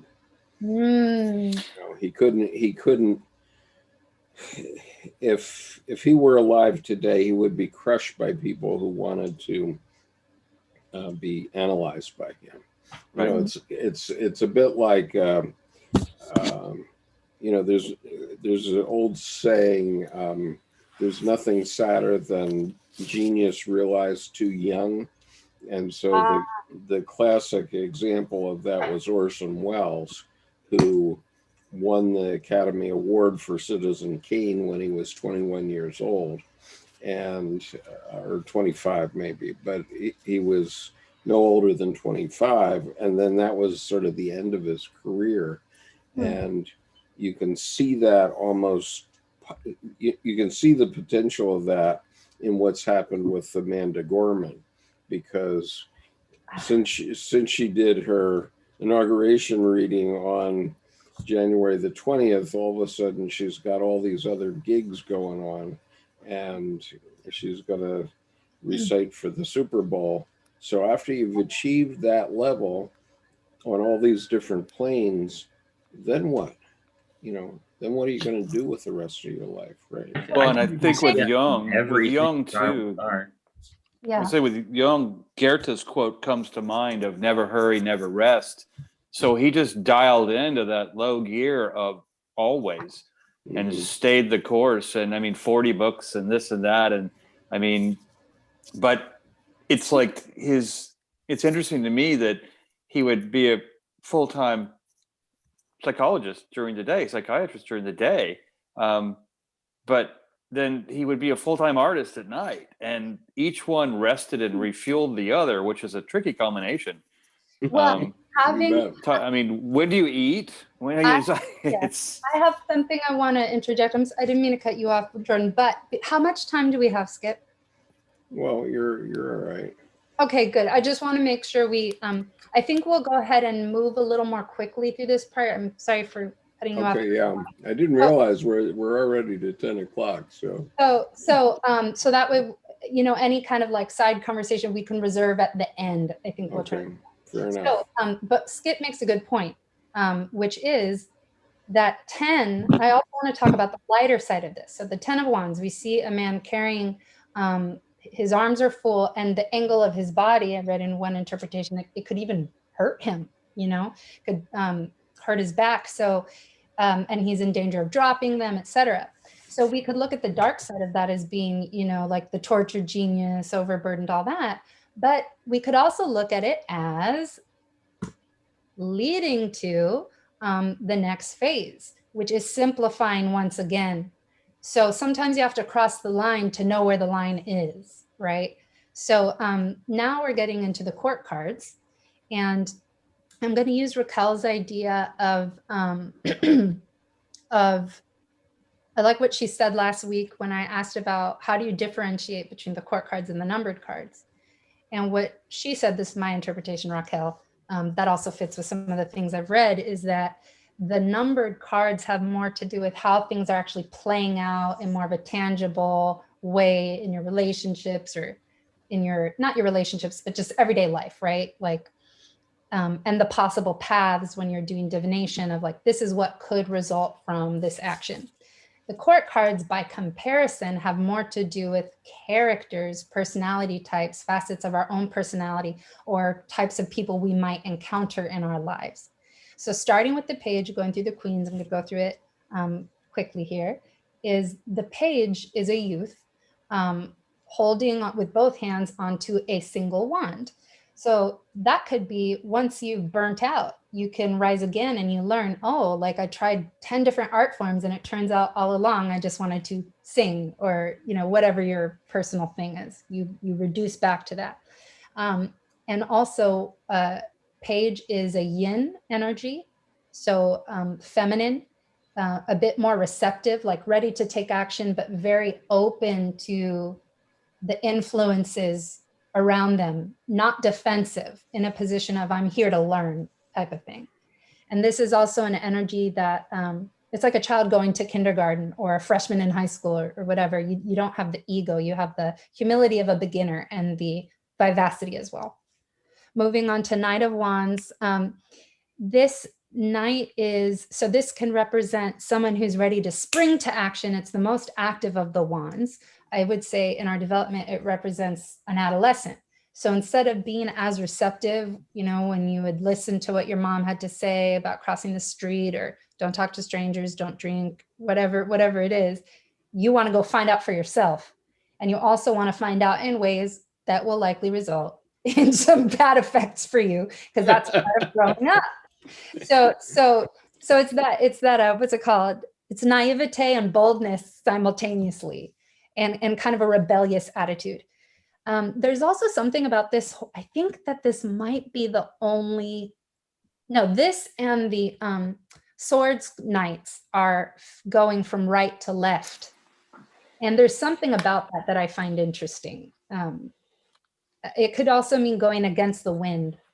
So I think I've said enough. Ready to move on. Please hold your comments. I just want to make sure we could get them all. So that's like the adolescent phase. Then the king is, and Knight is Yang.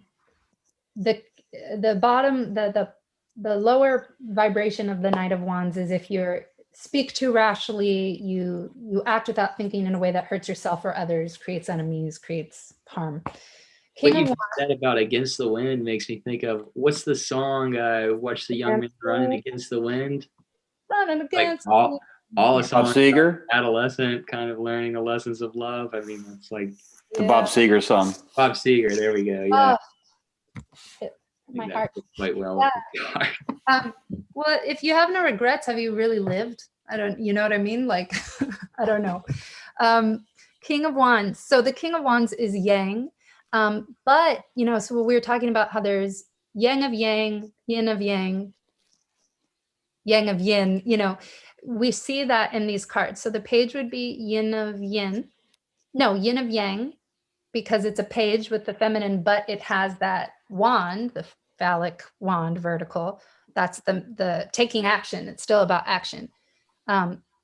Knight is Yang of Yang. King is Yang of Yang. I hope I'm getting it correct. Yang of Yang, but no, it's still somewhat yin, because unlike the Knight, and you guys were talking about this, the king knows to be still. So he's made enough mistakes or done things that he now knows how to contain. You don't have to get in a fight with everyone who looks at your girlfriend, or whatever his lesson is. I don't know. These can also be representative of our own attitudes toward action. So are we open? Are we rash? Are we more, we sit back and observe type of thing? So it's like a quiet confidence. That's how Denzel Washington was when I met him. Quiet confidence, not a need to prove, but the ability to demonstrate if you need to. Then the Queen of Wands is the feminine of masculine. You guys should look this stuff up, because I think I'm switching some of them. But to me, this is the type of action where, you know, like the king, she's sitting, but it's a warmer To me, this has something to do with like social intelligence. Because there's a type of action where it's like, I'm going to tell you all what to do with confidence. This is the law of the land, do this, right? And that's not a question, I'm telling you to do this. And then there's the more, would you mind getting that for me? Would you mind handing that for me? Like different teachers, how they are. The same result is gotten, but perhaps she's created less enemies in the process. So to me, that's what the feminine principle of wands is. It's more kind of delicate. Okay, so what else do I have? Oh, okay. So this is where I ran out of time and visuals. But what I was hoping to talk about, I just want to share a few more points before we wrap, is that the wands appear in the major arcana. So I referenced this before with the magician, who is an individual who, unlike the fool, he's more equipped to actually make things happen in the world. We have two wands, the living wand on the branch, right? But then also this wand, which I think is more of a ceremonial wand. And then I don't think I have it, or do I? If anyone has the world card, oh, I do. So I didn't take a picture of it, but in the world card, they have two wands, which also look more ceremonial than like actual tools. And we see the Hermit is a wanded major arcana card as well. And those are also different points of view of action, meaning this is like the intuitive action that comes from, I'm getting my knowledge from God or source, and then I'm putting it down on the earth. The Hermit seeks solitude, and it's not about wielding power over anyone else. It's about learning how to contain your own power. And then this is about being active in the world and like growing up, to me. So I think that's interesting. One moment. So we see in the wands, so there's the pit cards, the minor arcana that have to do with practice in the world, real world practical action. Then there's the court cards that have to do with personalities and the way we relate to our own actions. And then there are the appearance of the wands in the major arcana, which has to do also with art. But let me slow it down. What am I trying to say? Those are the abstract, big existential questions. So I have some recommendations, but I think we're going to run out of time. So I can, anyone can email me if you want to know some of my source material. A book that inspired me to choose wands is called, I have to swear, okay, so I hope that's okay. It's called Unfuck Yourself by Gary Bishop. And I think it's a really nice counterpoint to, you know, I like to get my mind in the right place and talk to my therapist and meditate and like feel comfortable before I take action, which is part of self-soothing. But sometimes you just got to get out there and do the thing, you know, and that's what the book is about. And yeah. So my question for the group is how can looking at the suit of wands, what does it mean to individuate to you, and how can looking at the suit of wands support us in our creative process? If you have something to say about that, please do. You can share real world examples. And if you have any questions for me, anything I didn't include that you'd like to ask me about, you can ask that now. I'd like to say I really resonate with that last point. Sometimes you just got to get out there and do the thing, because I don't know if it was Einstein. I'm not sure the source of the quote, but it says inspiration will find you working. So if you sit on your rumpus on the couch waiting for, you're not going to get an aha moment. You know, you might get a little pop here and there, but it's like running a marathon. You can't have a runner's high at 22 miles sitting on the couch. You know, you're going to get that inspiration point while you're working. So I love that inspiration will find you working. And that to me just resonated with what you just closed there with, of sometimes you just have to get out there and do the thing. Just take the step and start. And fail. Well, yeah, I definitely fail. In fact, most success is built on failure, not on success, because it's like Abraham Lincoln said, please learn from other people's mistakes because you don't have time to make them all yourself. Mm-hmm. Right. So, Samantha, could you show us the Queen of Wands once again? Because there's a Yep. good point here on the YouTube chat that I want to bring to attention here. Okay, there she is. Okay, so just in case says, the Queen of Wands is the only card in the Rider-Waite deck with a cat on, not counting the Leo and the Strength card. Guess it refers to her intuition. I would suggest that it might be the shadow intuition, because it's a black cat, and because all of the wands are intuition. Okay, all of the wands relate to intuition. I would venture to say that in addition to her wand, the magical living wand, she also has a familiar. Whereas, isn't it a salamander at the bottom of the King of Wands on his stone? Yeah, so she actually has a familiar that's more refined, elegant, and developed, a cat. Whereas a salamander may be just as powerful, but it's more primitive. Yeah, and it's a wild animal. Yeah. And a cat can be both. I mean, cats. Yeah. It's like I look at a tiger. I mean, you don't want to go toe to toe. I think it has to do with Bina on the Tree of Life, because Bina is the sphere of the archetypal mother, the mother of all, the mother of the world. And obviously the queen, there's kind of a motherly aspect to this as well. I think it's also interesting to point out that she's the only character that faces squarely towards the viewer or the querent. Mm-hmm. I don't know what it means. I just think it's you mean in this court sequence, right? Yeah. I also, well, yeah, let's move on. I guess we'll all get around to answering those questions that you posed. That's a really good point. I mean, because the unconscious on the left and the conscious on the right are both in balance, whereas all the rest of them are going to or from either way. She's very present. She's very present and with all. I mean. Mm-hmm. I would like to say, I wanted to have, it turns out we didn't have quite as much time as I thought we would, but I would like to make one point about divination across decks, which is, so I would love to do a presentation one day on numerology and suit.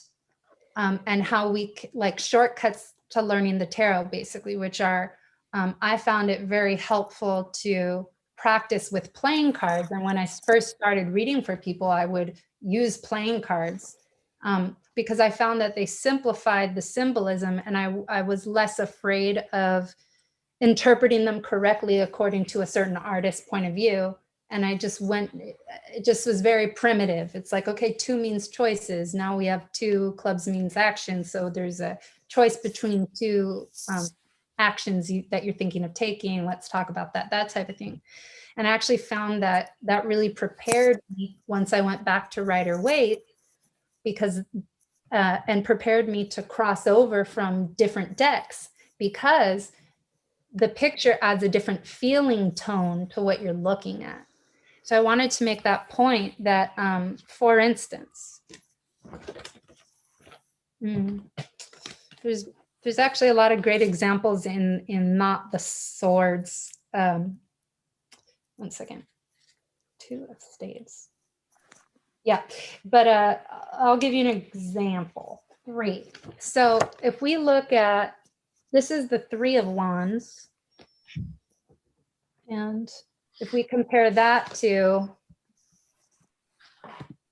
So Samantha, could you stop the share so that I can make you speaker view, then we can see you a little bigger. Sure. I'm trying to, I don't know why. Oh, hold on one second. escape. I'm not seeing my cursor. Like it won't, it's very odd. Oh, there we are. Okay. I was gonna say it's buried at the bottom. Stop. Okay, cool. Okay, now I'm going to put you on speaker view, and then show us this card again Okay. that you were showing us. I want to show a side by side though. If anyone has a 3 of Wands, the first person to get it gets a free reading. A 3 of Wands in Rider-Waite. Okay, thank you, Nick. So you're gonna get a free reading. So 3. I'm actually serious though. 3 of Wands. So that's the 3 of Wands in Rider-Waite, and this is the 3 of Staves in the Ancestral Path Tarot, which I really recommend. Mhm. So if we take the idea of 3 meaning community, very nice, can't do that, meaning community, and then we add it to action, we can then, I'd like to hear people's interpretations in terms of now you're adding a particular image, so these interpretations will differ a bit. So I just wanted to hear, I know what I think it means, but just I'd love to hear someone do just a little divination and say, kind of like, what's the difference? What's the difference in what you're getting from tone? But show the 3 of Wands, Nicholas. So there's Rider-Waite. Maybe Skip can do it, or Raquel. No, Raquel, I want Skip to do it. Wait. You already know, you know. So the 3 of Wands, show the Rider-Waite, Nicholas. Hold it up there. So what, knowing that 3 means community and Wands means There we go. action, what does this mean to you? The number in the suit married to this particular artist representation, what does that mean to you? Are you asking me? Oh, Nick, you can say it too. I was asking Skip, but Okay. yeah, what does it mean to you? I don't want to answer. I mean, I don't really use tarot for divination, and I have way less to say about the minor arcana. So you guys tear it up. Okay, teasing. Skip. It means the new presidency. Oh, hello.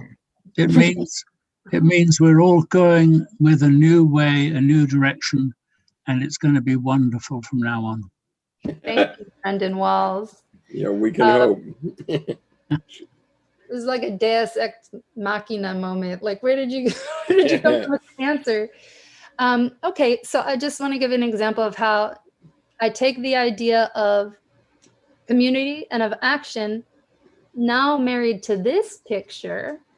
There is something a little more hierarchical happening here. So these 2 look like royalty to me. They're either brother and sister or husband and wife or both. And then there's a 3rd person who's in a subservient position carrying what looks like a big block or a chest belonging to them. So we can see, I just wanted to give a sample of how the individual artistic interpretation can change the tone. And to me, this just has to do with, I've also read the description in the book, but just from memory, it has to do with taking action in a group. Sometimes there'll be hierarchy that develops that can benefit some more than others. So it's also saying to be careful with that. Then I want to show one more. Okay. Can someone get the Queen of Wands? Oh, I found it. Okay, so we have the Queen of Wands. And then we have Jordan, how about you? What you're getting from this, and then talk about what you're getting from this. Show me the other picture. This is the Queen of Staves. It's really beautiful. Yeah, to be that's natural inner leadership. Yeah, I see that too. Is if you guys saw it more up close. So it's so all the Wands cards in this deck have Egyptian references. The swords have Japanese. The coins, I don't know where the coins are from. The coins aren't coins, or something else, but they all take a different era and time. The coins are not called coins, but they're indigenous tribes. And so each one, to me, this, if you see the expression on her face, it's more introverted than this queen. This queen's looking out, perhaps at her Right. subjects. Perhaps she's the type of queen it's almost more democratic. Like I can take action, but I'm looking to my people. This person is holding her staff, but kind of in a downward glance, not in a subservient or shameful way. There's still a lot of pride, right? She also has a bare breast. There's a lot of pride and regalness, but it's also saying, I'm kind of a force unto myself. It's almost like the King of Wands in Rider-Waite. Well, that's where I went with that. With that, one, the breast, and two, the darkness is like a star, the nudity of a star. A star needs no veil. So a leader needs no veil. It's interesting you brought up the Egypt part too, because in your Rider-Waite on your slide with the page tonight, the king and the queen, the king is the only one that doesn't have the 3 big pyramids in the background. And the queen has them stacked right behind her, like she's really up close. The king doesn't have them. But if you look at the page in the night, they have those, is it Cheops, Khufu, and I can't remember the name of the third one, but the 3 Egyptian pyramids. Yeah. So Samantha, you have done a terrific job on this. Yeah, this is stunning. Yeah, very, very nice. Congratulations. I have to say, kick ass. This has been the 2 hours was like, oh my God, how'd that go away? I mean, you really ran the numbers. Good job. Yeah. Yes, Samantha, the only thing that I wish you would have done that you didn't is name this presentation Wanded, Dead or Alive. Oh, we have to sue you for punitive damages. Wanded down. Nice. Wanded, dead or alive. Yeah. Thank you. Yes, very well done. This is very good. Samantha's set a high standard, Jordan. You're next week. Well, I thought right in the middle, I'm like, this is awesome. She set the bar right up there. So I'm looking forward to all this. Okay. So next week we're going to do cups, but let's go around the room and see what others think before we hang up. My eyes are drooping, but we can manage in a few more minutes here. So Raquel, do you want to comment here? I don't know. I don't think I have anything else to say. It was awesome. It was amazing.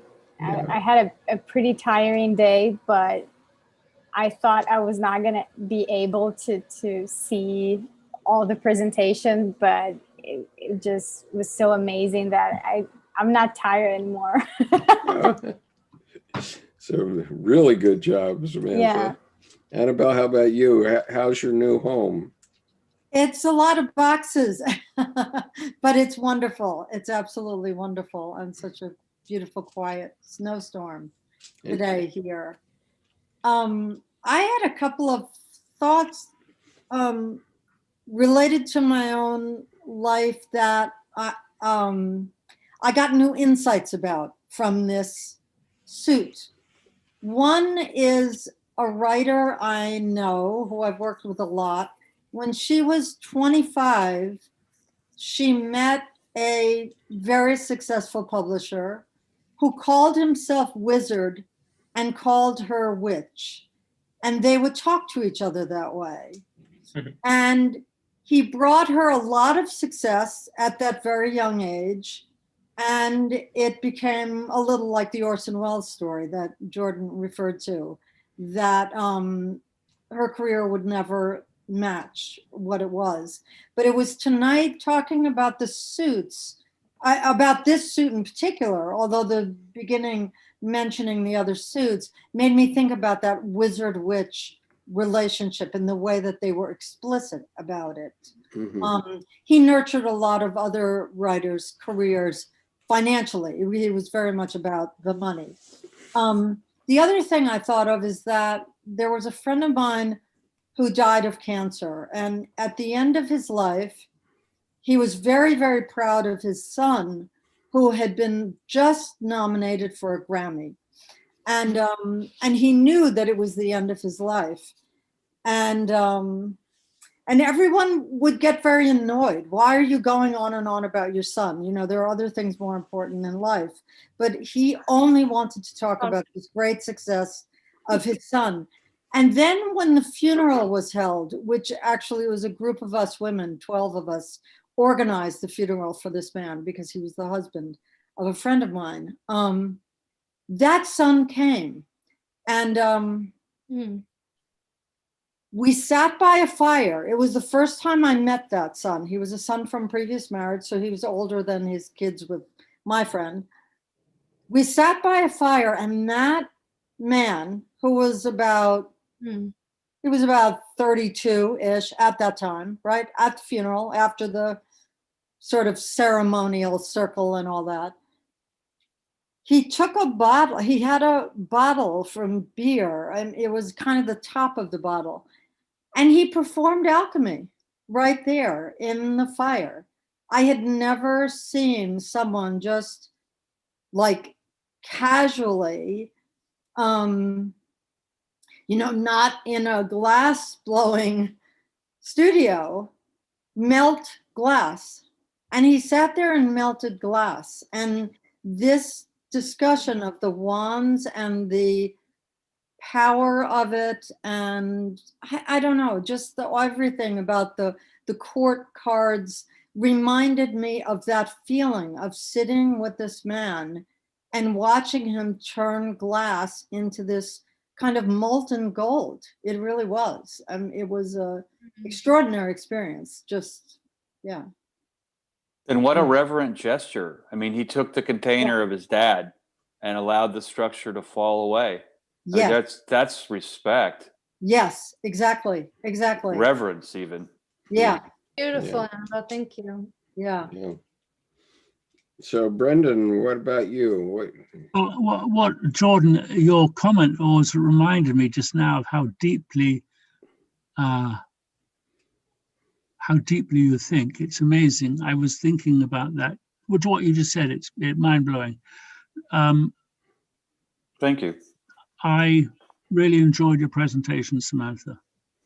I've been sitting here doing some stuff on a doctoral essay and listening and stopping and then listening for a long time.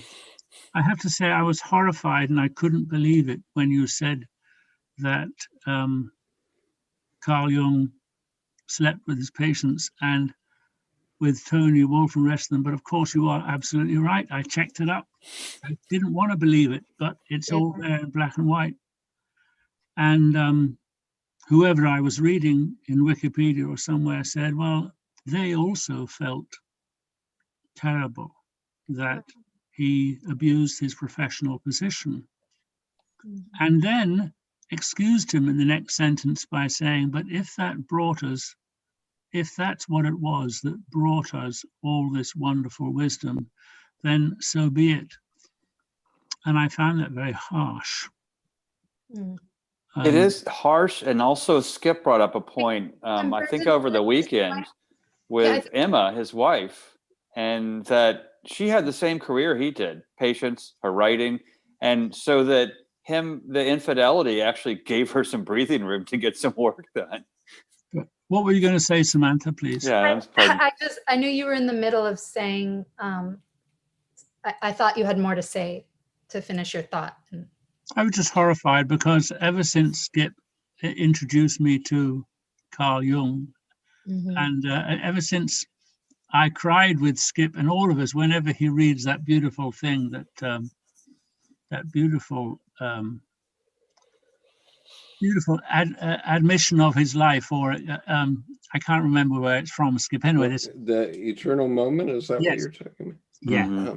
And you can't help but be so deeply moved, and you think, wow, what a great guy, what a really amazing. And the fuel for the fire for him was getting his rocks off with his patients, and I just find that problematic. I would love to continue this conversation. I would love to.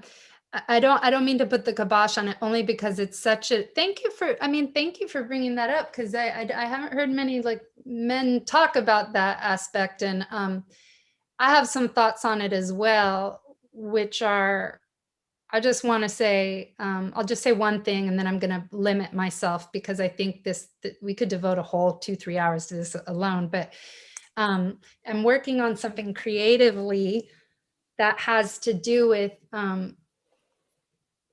I think sometimes when we refer to the past, we have a way of going, oh, well, that was the time, that was normal then. Like my mom was telling me a story about like someone up the street from her when she was a kid, like a wife would get beaten. You could hear it. You could hear the screaming and no one did anything. And this was in like the 50s. So saying that and then following, well, we didn't really do anything because, or like my parents thought about it, but didn't. It's a way of justifying things because it's so uncomfortable to think of our heroes and the people we love as being deeply flawed. So I'm not saying it to justify it because I don't believe in doing that. I think it's sort of creepy when people go, yeah, they did this horrible thing, but it's okay. Elizabeth Cady Stanton and the woman on the quarter. Oh my God, what's her name? Feminist, fought for voting rights for women, white women. I can't think of her name right now. I'm blocking it because it's painful. Virginia Woolf. No, although she was awesome. Susan B. Anthony? Yes, on the dollar? I blocked it. Yeah. So Okay. Susan B. Anthony was racist. And there's some quotes you can find of her being like, how dare they try to give voting rights to these darkies or whatever, you know, I'm paraphrasing. So that just to me is an example of like, when you look up close to your heroes and you see that they're just human, we can look at it as judging them, or we can just look at it like, can you still love someone and accept the shitty parts of them? And can you do the same for yourself? Like, that's what I get from it. I think the problem lies just as much with us as it does with the person in consideration. I mean, obviously they've, you know, I think all great people, when you look at their life under a scope, you see that they've committed some pretty questionable things. I mean, Albert Einstein is right in a lot with Jung and several other people. I mean, you know, I think it's equally a problem of us like looking at these people like they're heroes or deifying them. I mean, they're just regular people. And father figures as well, because we need heroes, right? And so he was sort of a father figure, wouldn't you say, like to a lot of people? Mm-hmm. Definitely. And I mean, the lovers love what they love. And so couples establish their own rules. Who knows if it was all, I mean, Emma and Jung and Tonya Wolff may have sat down and had a conversation. This is the relationship. Yeah, There's no doubt that they did. They I mean, had it was a relationship. Yeah, there was no sneaking around anywhere. I mean, there was just almost like respectful scheduling in a way. Yeah, the way that I've heard it said is essentially that Tony Wolff came into Jung's life at a point in which he was going through this deep confrontation with the unconscious, and his wife was actually scared of what he was going through, more or less, and that Tony Wolff would kind of go there with him and kind of understood what he was going through. And I'm not saying it's a justification necessarily, but I think that in a way, Emma Jung expressed her thanks to Tony Wolff for kind of giving some Jung a place to land in that difficult period of his life. Yeah. I don't think we have to talk about justification. Everybody has to live their own life. And really, the way we talk about these things is horribly hypocritical, okay? Yes. Because we get so pushed out of shape if a politician has a love affair, and we want to focus on that because then we don't have to focus on our own love affair, right? And, you know, the reality is that we have 50% broken marriages in the United States. Now, how do they get broken? They get broken because people have love affairs, okay? And or you say yes when you should have said no. I'm not ready for that. Sometimes I think I've never been. No, I mean, I think everybody has to make their own decisions, and I don't think that we can hold. I mean, I'm not holding Jung up as any hero. I mean, I You're not? Well, I mean, You have an entire like community online devoted to Carl Jung. yeah, but I mean, I don't hold him up as a moral hero, and he doesn't hold himself up as a moral hero, because he knew that each of us has to make our own decisions, right? And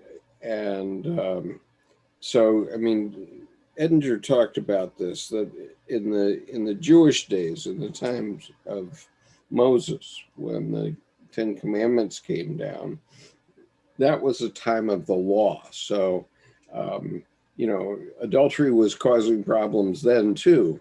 And so, among other things, in the Ten Commandments is "Thou shalt not commit adultery," right? And so they made it a, you know, a moral law. Do you think adultery stopped then? I doubt it. Okay, obviously not. And yeah, I'm not going to be sacrilegious, but then Christ came along, and he brought the idea of the good God and belief, from the law to belief. And what Jung has brought into attention is a new stage, that is an age of psychology, where we understand the way we are as human beings, and be honest about that. And so, you know, I'm not condoning the way Jung lived his life. I know that I probably wouldn't have liked him very much if I actually knew him, if I physically knew him.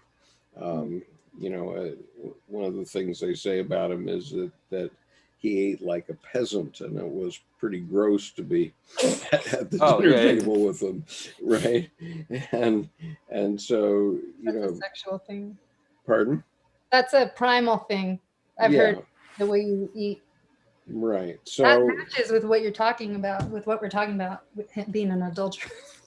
Well, no, but I mean, so he never hid his menage a trois from anybody, and he had a, you know, God knows how many affairs he had going, because he also had the Valkyries around him, who were not Tony Wolff and not Emma, but these other ladies, Agnella Jaffe and others, and they were the women who created the Jung Institute, and so they weren't offended. Okay, now either maybe they were having love affairs too. Who knows? We don't know. We don't know. We don't know. They were very unflatteringly called the Maenads. We also don't or the Valkyries. We also don't know, though. I'm just saying, people can also be manipulative, and with great intellectual prowess we can become more manipulative. They say, I've heard that like creatures that have higher functioning consciousness, like humans, we lie, whereas like dumb animals like can't lie, right? So I'm just saying, we don't know how I think in that movie, what's the movie that's like, it's all Dangerous Method. Yeah, Dangerous Method, which is like very erotic and is like one totally Harlequin romance version of events between Jung and his patient and his wife and Freud or whatever. And that's fun, right? Like to watch. However, I'm just saying, we don't know how people manipulate other people. And sometimes men in positions like that, we don't know if he's telling all. Well, I mean, that was the beginning of psychology and psychotherapy as a practice. They didn't have boundaries like we do now. Yeah, they did not have ethical standards established. Right. And so I'm gonna say some just a little comment. There's a podcast called Salome that is a psychologist and astrologer talking about how Jung worked through his shadows to write the Black Book, but they also say talk about how much he was sexist and misogynistic and had all these problems as a man. But even though he had all these problems, he opened up a field of work for women that did not exist and could not exist, probably would not exist without him. So I know it's not actually saying that, oh, whatever he did, that then it was okay, is not that. But even though he made all these mistakes, he did open up Yeah, a whole definitely. I new mean, field of work in the for Washington women. area, Right. most of the Jungian analysts are women.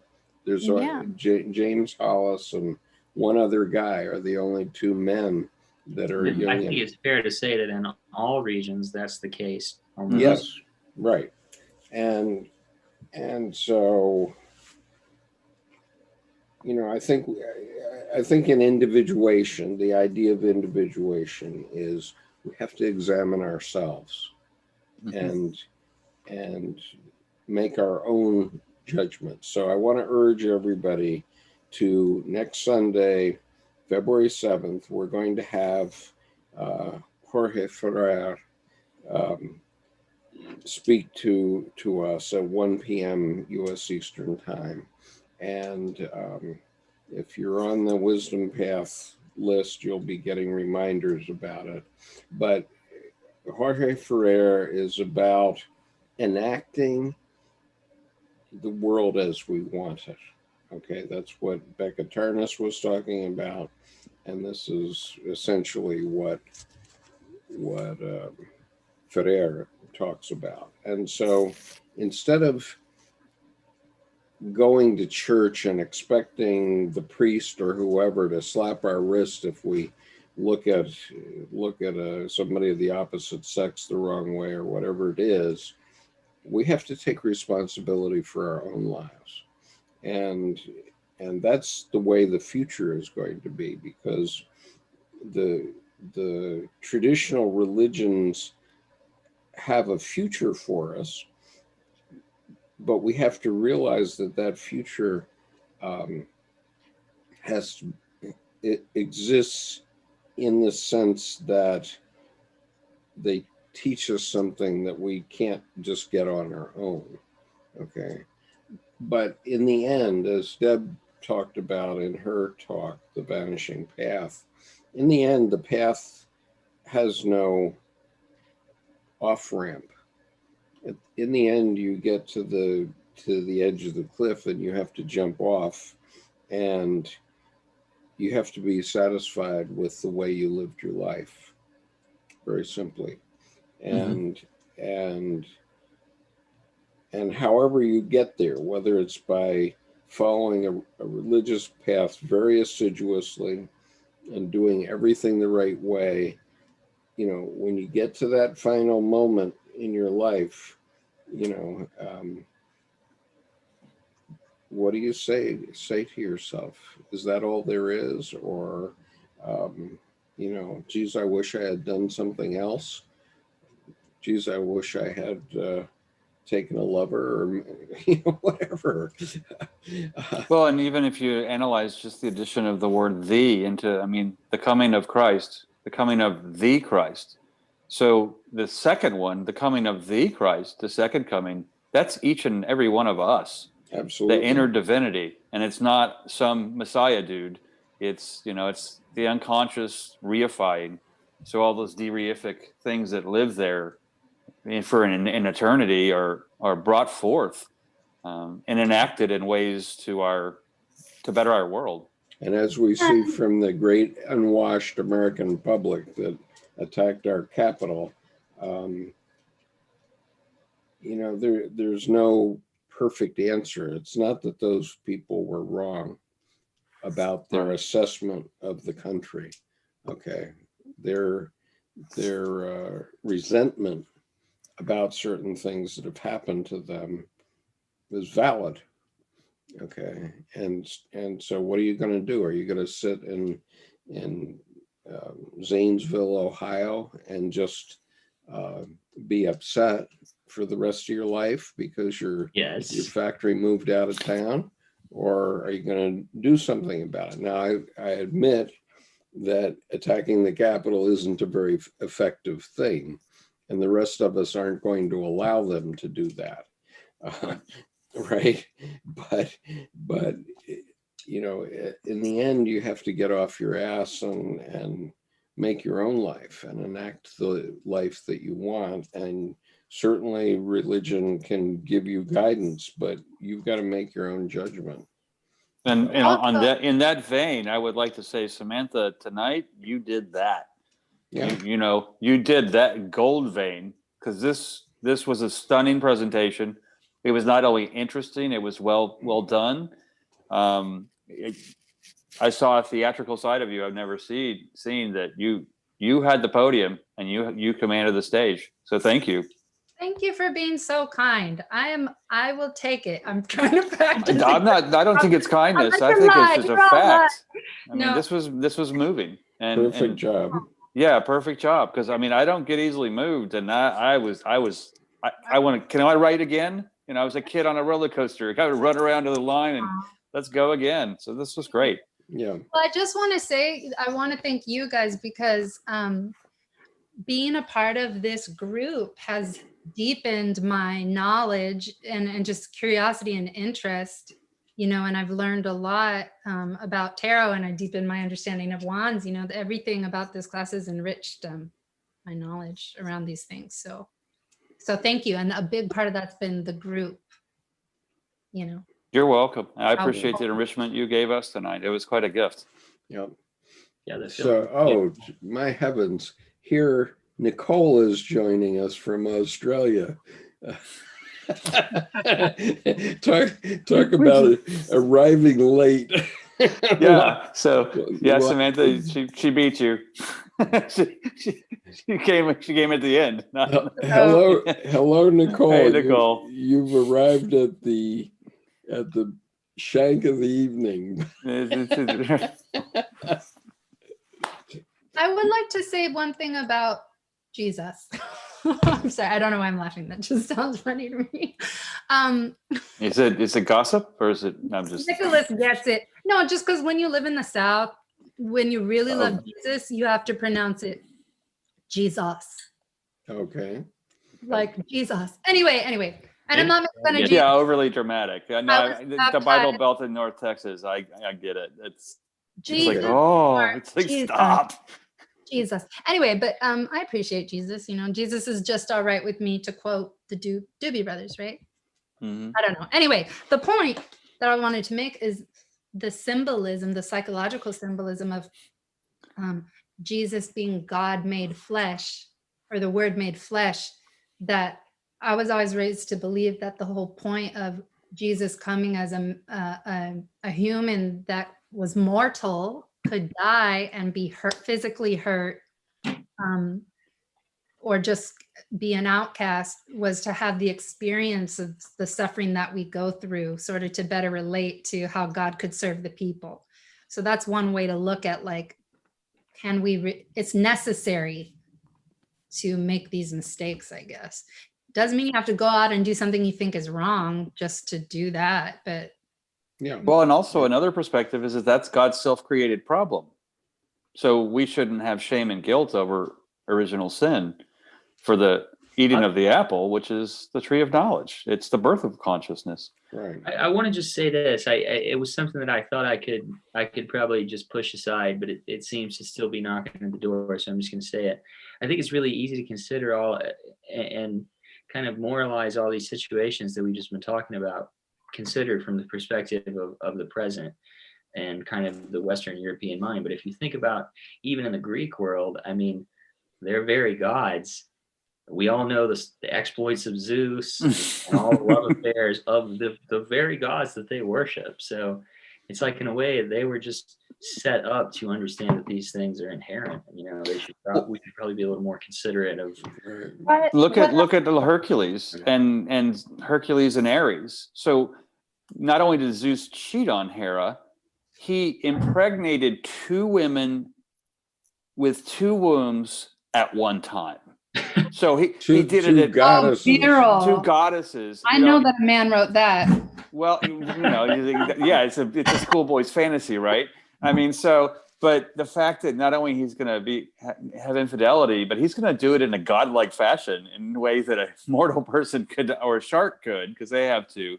But even that, birthing those twins was quite a feat. My whole thing with that is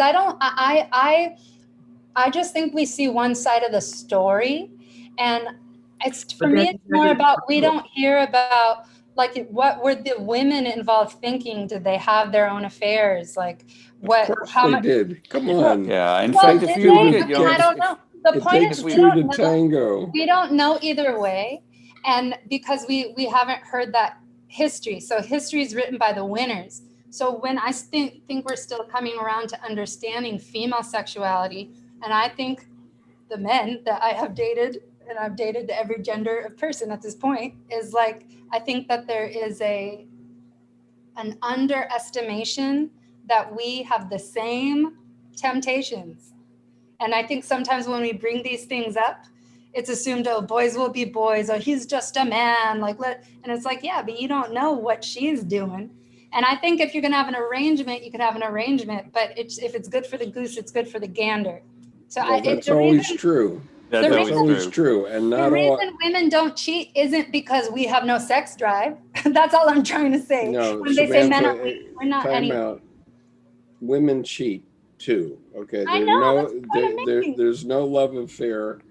You know, unless it's a gay love affair, there's no love affair that doesn't involve both a man and a woman.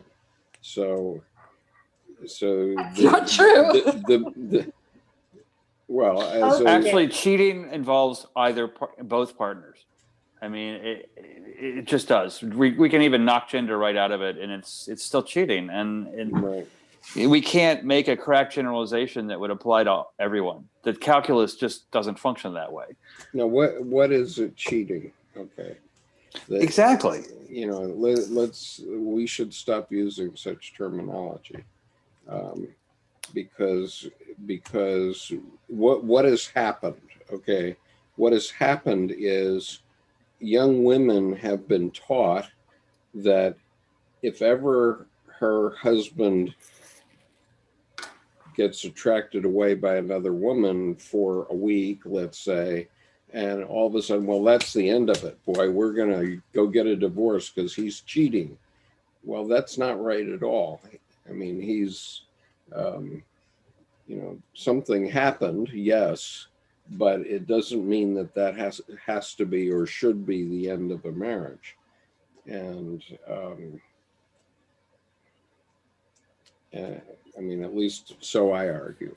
And, I guess it's up to the individual, right? Huh? I guess it's up to the individuals. It's up to the individual, and you know, there are plenty of love affairs that are never revealed. Okay. Okay. So, I mean, why is it so popular? Why is the scandal of politicians so popular? It's because everyone's a hypocrite. Well, everybody can put the scapegoat out on the. Yeah, they can project out what they're uncomfortable with on someone else and then lambast them. I mean, anytime someone is cruel or mean, it comes from weakness, that they cannot look at that same thing in themselves, typically. And when you see someone putting something out like that, they are outright confessing to you about themselves. If you know not to take it personally. Monica Lewinsky. That's what I'm saying. They dragged Monica Lewinsky, and Bill, by comparison, was not judged on the same level. So that's my issue with cheating. So-called cheating is like. Well, and actually, the prime minister of. No, but I mean, what happened during that exchange at the time of the Clinton administration was we found out that the American people don't give two hoots about it, honestly.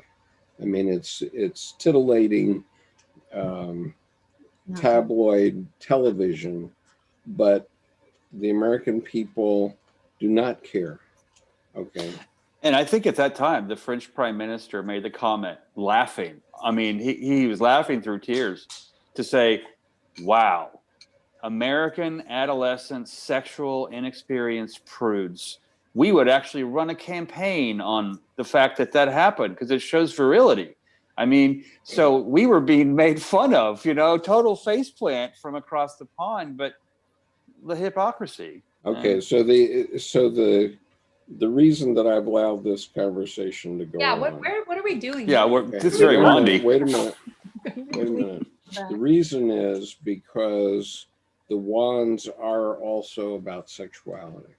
Right. And if you read Isabel Kliegman's book here, let me see if I can find it. I actually read it here tonight in trying to prepare for tonight's session. She says, you know, this is the chapter of my book that I have to have in here so that people who run adult bookstores will carry my book, because this is the sexual suit, the sexual energy suit too. But Nicole, you're here and you haven't gotten a point in edgewise. Do you have anything to offer? I got the timing wrong, but it's interesting what you're saying, because I got quite charged up last night writing this piece about, I'm calling it real integrity and the death of the ball busting bitch. It's like this collective awakening where I'm writing through it, but it's like a sort of the end of these sort of binary conversations with gender, where we can all kind of elevate our consciousness together. But these conversations don't take place because we're always hearing other things. And so you speak into it, and it's really hard to grab a hold of, you know, other things. And even like for me personally, because I have to really feel into the space, and sexuality is a big topic. It's you know, it's like because it's the life force energy. It's really powerful, so it has, you know, it can really bring you undone. And the actual infidelity part's the least part of it. It's other bits that sort of that come through politics and, you know, in the culture. Like over here recently, they made Grace Tame Australian of the Year, and I was really like disappointed, actually, like, because it's a conversation that we should have had ages ago, and I just see it as, you know, it's like, but I'm just myself, and so I can't control these things. But like, it's just, you know, everybody else thinks it's great. Well, that's great, but like, there's an aspect of what they're doing to her in the culture which is really horrible. Who doing to who in the culture? Well, it's in Australia that they've made her Australian of the Year, and she had anorexia, and she had she was a student at high school, and she had a relationship with the teacher, her maths teacher, and he subsequently went to jail for rape. Mm-hmm. And it's quite political, and so we had Australia Day a couple of weeks ago, and I just 14. She was 14 at the time, but now she's older, and she's up on this platform now saying, "Hear me now," you know, and she's roaring all the stuff, and it's upsetting a lot of men because he was an older man. He was an older man, but it's only upsetting men. Pardon? Is that only upsetting men, or people just more generally upset? I mean, that sounds like, aside from gender issues, like that's just kind of it's really like weird because it's kind of connected to me. I won't talk about it, but it's kind of, there is a thread, and it's really strange, these shadow aspects of sexuality and how they come out through the culture. But there's so many different layers to it, and each these archetypes. Yeah, I'm really in a funny space at the moment. I'm really kind of sort of really connecting to the land the last few days. It's been amazing out here. The weather, the rain, and just it's so green after the fires. It's just really like, wow. Well, and, as Skip brought up earlier with rules, I mean, the age of consent was brought in to leave the children alone. That's something that's not okay. But the adults will find their own way. I mean, that's just how it is. And other than that, it's hypocritical. And honestly, it's the busy bee in terms of the nosy Nancy or nosy Nicholas, or that's a bad word. I just first N word that came to mind.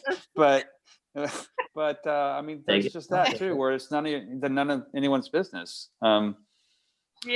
Except the people involved post age of consent. Yeah, if you're using your sexuality in a way that harms someone, that's when it's not okay. Well, that's right. It's not okay to use to be a psychotherapist and harm someone, and it's not okay to do tarot that harms someone, and it's not okay to harm someone. I mean, we all live our lives. Well, yoga masters. And so look, Deb has been associated with Buddhism for 25 years, me too, but at least indirectly through her. And she was totally devoted to this Rinpoche. And I don't know, about 5 years ago, it was discovered that in the UK, he had been abusing 8 of his students. Okay. And so there was a big cause célèbre about it. And he was actually thrown out of the group. But meanwhile, that had huge impact on many, many people, because his group had 40,000 members around the world. And so there were students like Deb who have completed the equivalency of divinity school, who were with him for like 30 years and were not the victims of this abuse, but when it was discovered that he had been doing this, it caused the collapse of his world. And so, obviously, since the time of Moses, we have, laws and strictures that try to give us guidance about how to live our lives. One of those being, thou shalt not commit adultery. But I want to say something when you're done, Skip. I'm done. I just wanted to say that I think we shouldn't. We also don't hear about people who don't cheat, because there are people who don't cheat. I mean, there's a scene. I've heard different things about Martin Luther King. I've heard that some people say they exaggerated it, like people did that, like white people exaggerated his affair. Who cares? I don't know. Yeah. Because I'm about to make a point. Okay. So what I'm saying is, there's some scene in a movie about Malcolm X where Malcolm X is being spied on by the CIA, and it shows them, that he's in a hotel room or their house or whatever. They've set up wires, and they're listening, and they're listening to a conversation between him and his wife, and they say, the cops are talking to themselves, and they're saying, this guy's clean, like they're trying to find something on him, and they couldn't. He said the conversations between him and his wife are so boring, like I'd rather listen to King. So I'm just saying, we don't hear about the men who never once cheated on their wife and were totally sexually fulfilled by this one person, and they worked through their issues. We don't hear about that. So I also, because we never leave the house. Well, I'm stuck in I'm here. just kidding. I'm wearing the I'm same kidding. clothes I'm for kidding. 3 days. kidding. I mean, I'm sitting on my bed presenting to you guys. Like, basically, all I'm trying to say is that people kind of like the salaciousness of bad news, but just like not everyone burns out with the 10 of Wands, not everyone does make the decision to cheat. Some people are committed to monogamy. Correct. We just don't know what Yes. they are. Which is Agreed. still none of our business. Which is right, none of our business. And this is Jorge Ferrer's point about spirituality, because Isabel Kligman is talking here about how, you know, sexuality is sublime and it's part of the wands and all this stuff. Well, you know, yes, sexuality is sublime, okay? And it either, like anything, like eating bowls of ice cream, eating a bowl of ice cream is also sublime. But if you do it in a wrong manner or too much of it, it'll kill you. So What about key lime pie? yeah, key lime pie too. That'll get you. I mean, Depends which Pretty- restaurant. Pretty sublime. anything will get you. So Yeah, I mean, so you might as well enjoy it. Eat the good food, have the good dance. yeah, but None of us are going to get out alive. So Life's too short for bad.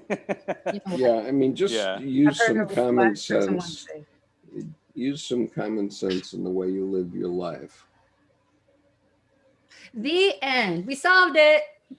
We solved all the problems. I wonder what this is going to be like if this is up here for the next like 50, 60 years. Yeah, probably. yeah, easy. Back at it like, oh, I can't believe I said that in public. Like, Let's get back together then. Yeah, that's exactly. All my secrets are on this channel, pretty much, like almost all of them. Oh boy. Okay. I should name names. I should name exes. Okay. No, that would be pentacles. Because they're specific. Oh, good. Oh, God boy. bless. God bless. Okay, so Thank you so much, Samantha. This was a great. wonderful session tonight, and Jordan is on tap next week for the cups, so he can talk about all the emotional stuff that will come up from anything we discussed tonight. And I want to thank my hater because they helped make me a better presenter today. Nice. I was like, I have to outline so I don't talk too much. So Well, thank I you. have to say, Jodorowsky with a chariot, a skipper at a while back, said, I will make a diamond out of my misfortune.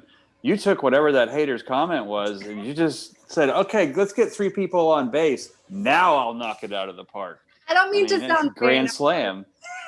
I'm kind of it's- being facetious when I say I know, but at the same time, I'm sensitive, so I was like, I was kind of hurt for a So, second. so Dialed in. Nicole, are you fine? Everything is okay there? Yeah. Nicole's, pretty good. you're in the middle of your summer, and we're in the middle of snow, most Yes. of us. Yeah, it's just I'm just chilling. I'm doing I'm still working on my art quite more intensely, but that's why I haven't been here so much. Just really trying to. Good, it's a good time to do it. Meanwhile, Yes. our part of the country is up to our keisters in snow, and in the west there have been huge storms, rainstorms, and Yeah, right. stuff going Yeah. on. So anyway, Forgive my foolishness, but how does that work? No. Where we're in our winter and you're in your summer? Southern Hemisphere. Yeah. yeah, Fine. Australia.